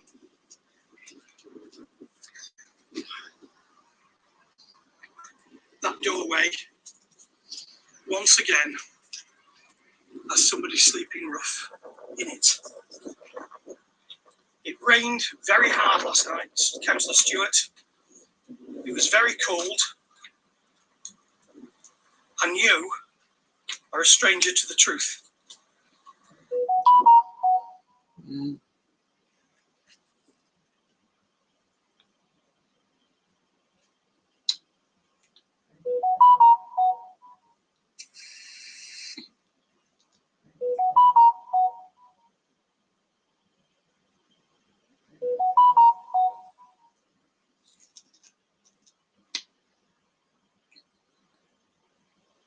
Will be inserted into the offer of the portfolio that we will offer into these countries. I think that is really a fulfillment of a dream that we had together with my leadership team when we started in 19. The first week we met in January of 19 in California and set up the goals for the next 5 years. And one of them was by 2023, we will reduce the number of people in the world by 50%. Wow. I think today this dream is becoming reality.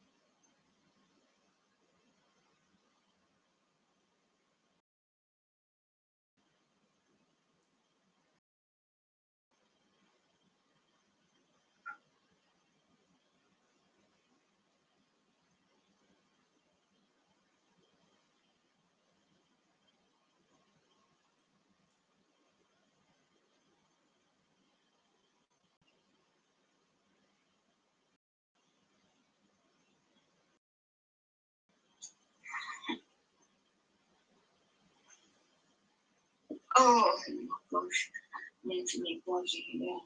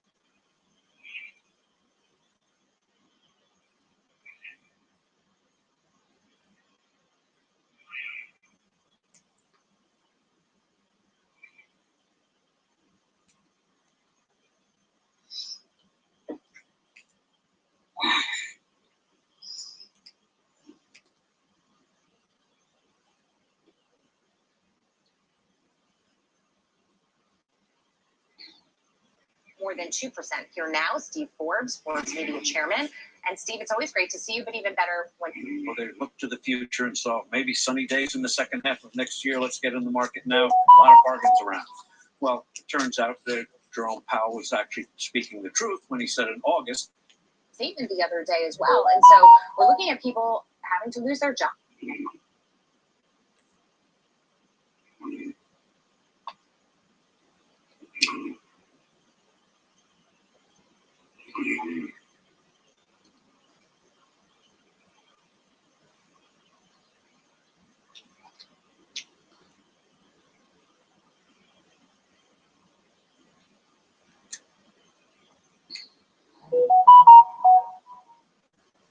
More than 2% here now. Steve Forbes.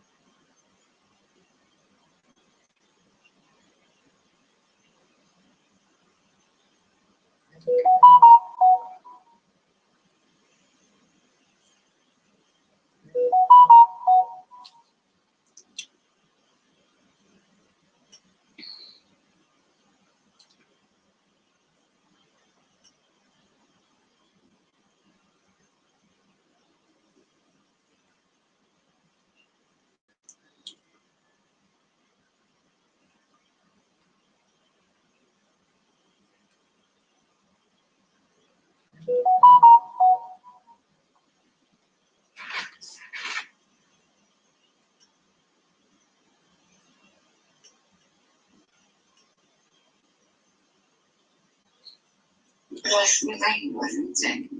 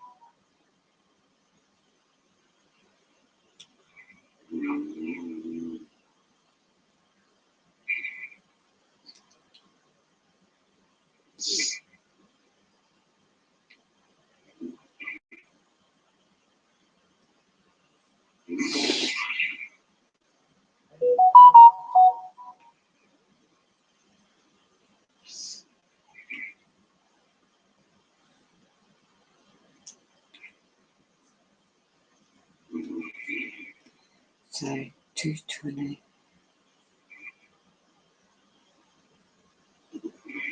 For no Barbara sleep. 200.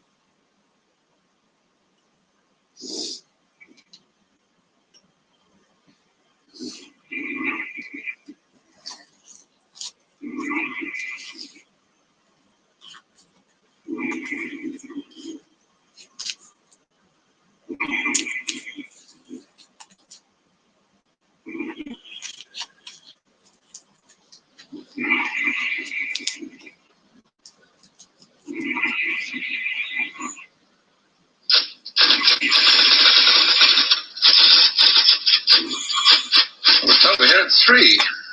Down for 10 pounds. He is in his name.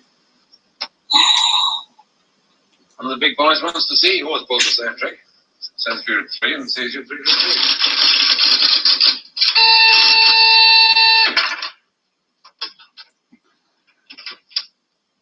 Mr. Larkin to see you, JG.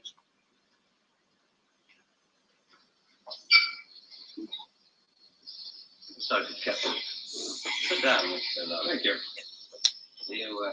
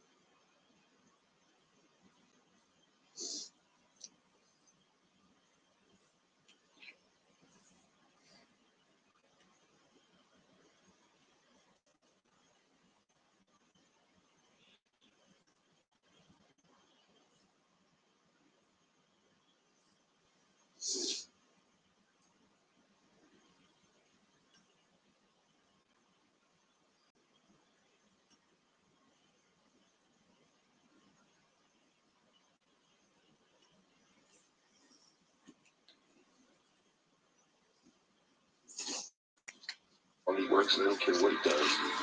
There is no job worth $2 million a year. That's why they pay athletes these fantastic salaries. I was listening to the radio the other day. They just contracted to pay one player of one team $6 million a year. Can you believe this? And why is that? It's the Roman circus. What does the emperor do when the people become restive? And when the people are asking questions, and when the people don't like the policies of the emperor? He sends them to the circus. He creates a circus. He builds a giant coliseum. And he begins to throw the Christians to the lions. He has great chariot races and football games and basketball games, all to keep the idiots preoccupied with things that don't mean anything in the scheme of the entire world.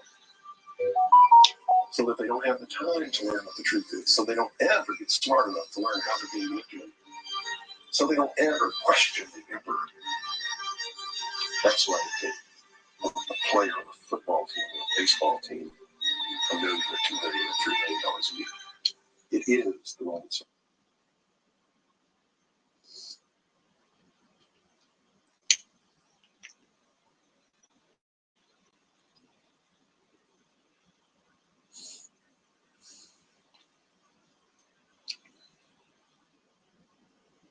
Think you know the answers to those questions?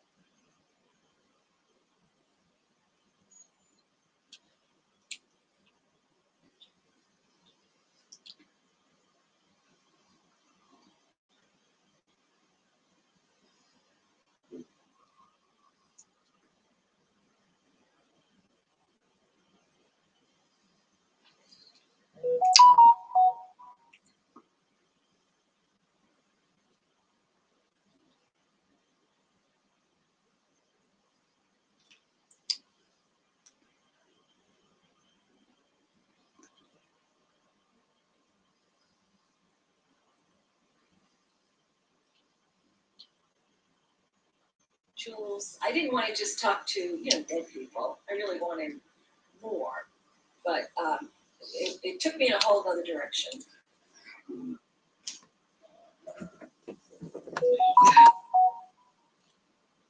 What's on the street? Saying that couldn't go in the sleep.